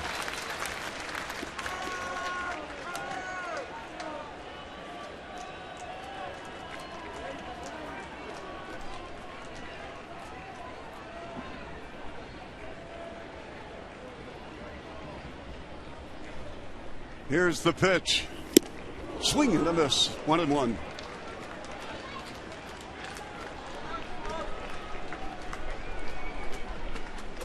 Pillar does have a base hit in this ball game. That came on the 7th inning of play to left field.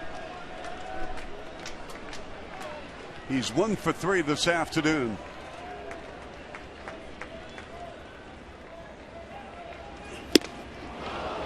One and two.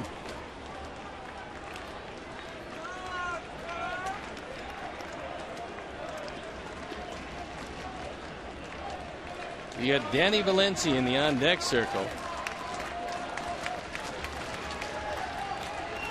He came out as a pinch hitter in the 8th and hit a rocket that Jose Abreu stopped and ended the inning. The pitch. Swing and a miss by Kevin Pillar, and he is out. And so now, with 2 outs, that was a huge strikeout for David Robertson, and Valencia heads to the plate. Pillar a little tardy on his fastball. So Gio Soto wants to have a word on just exactly what they want to do with Danny Valencia. The outfield should be a few steps deeper all the way around, playing in a no double set.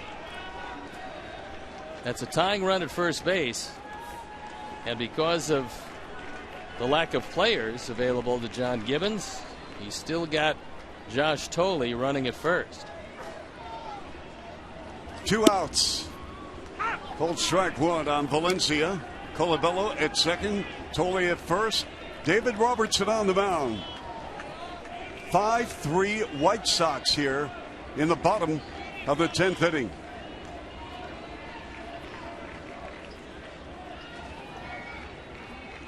Here's the 0-1 pitch. That was a good call by Jordan Baker, who's had a pretty good day behind the plate. That pitch missed low. Take a look where 2 appears.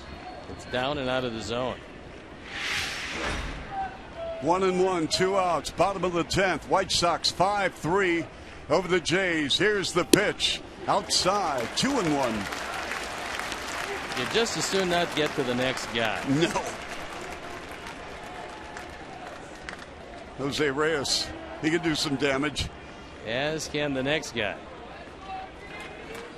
Yeah, Donaldson, I want to see him again, Steve. But this is the guy. Yes, it is. Period. 2 balls and a strike to Valencia.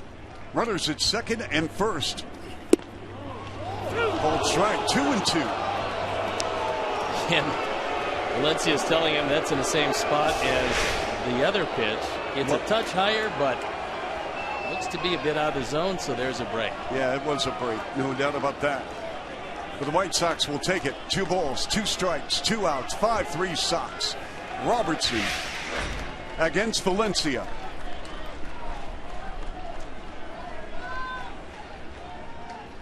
Here's the pitch. Ground ball to short. The scoop Ramirez over to Sanchez, and that's the ball game, and the White Sox win in 10. How about the extreme of emotions in the past 24 hours for David Robertson, Steve Stone? Closers are never happy when they get wins because that means that they couldn't save the ball game unless they come in and hold a tie and get a win in the next inning. So for David Robertson, he threw a nice 10th. He's going to be thinking about the home run that he gave up in the 9th. But the ball game ended the right way. The team came back. There was a certain amount of resiliency. It turned out to be a good way to head to Baltimore for the doubleheader. The player of the game is Jeff Samardzija, who went 7 innings, gave up 1 unearned run on 8 hits. He walked 1, he fanned 5, and even though he got a no decision, he pitched a brilliant game, deserved a better fate. But at the end, he's happy the team won, as are we.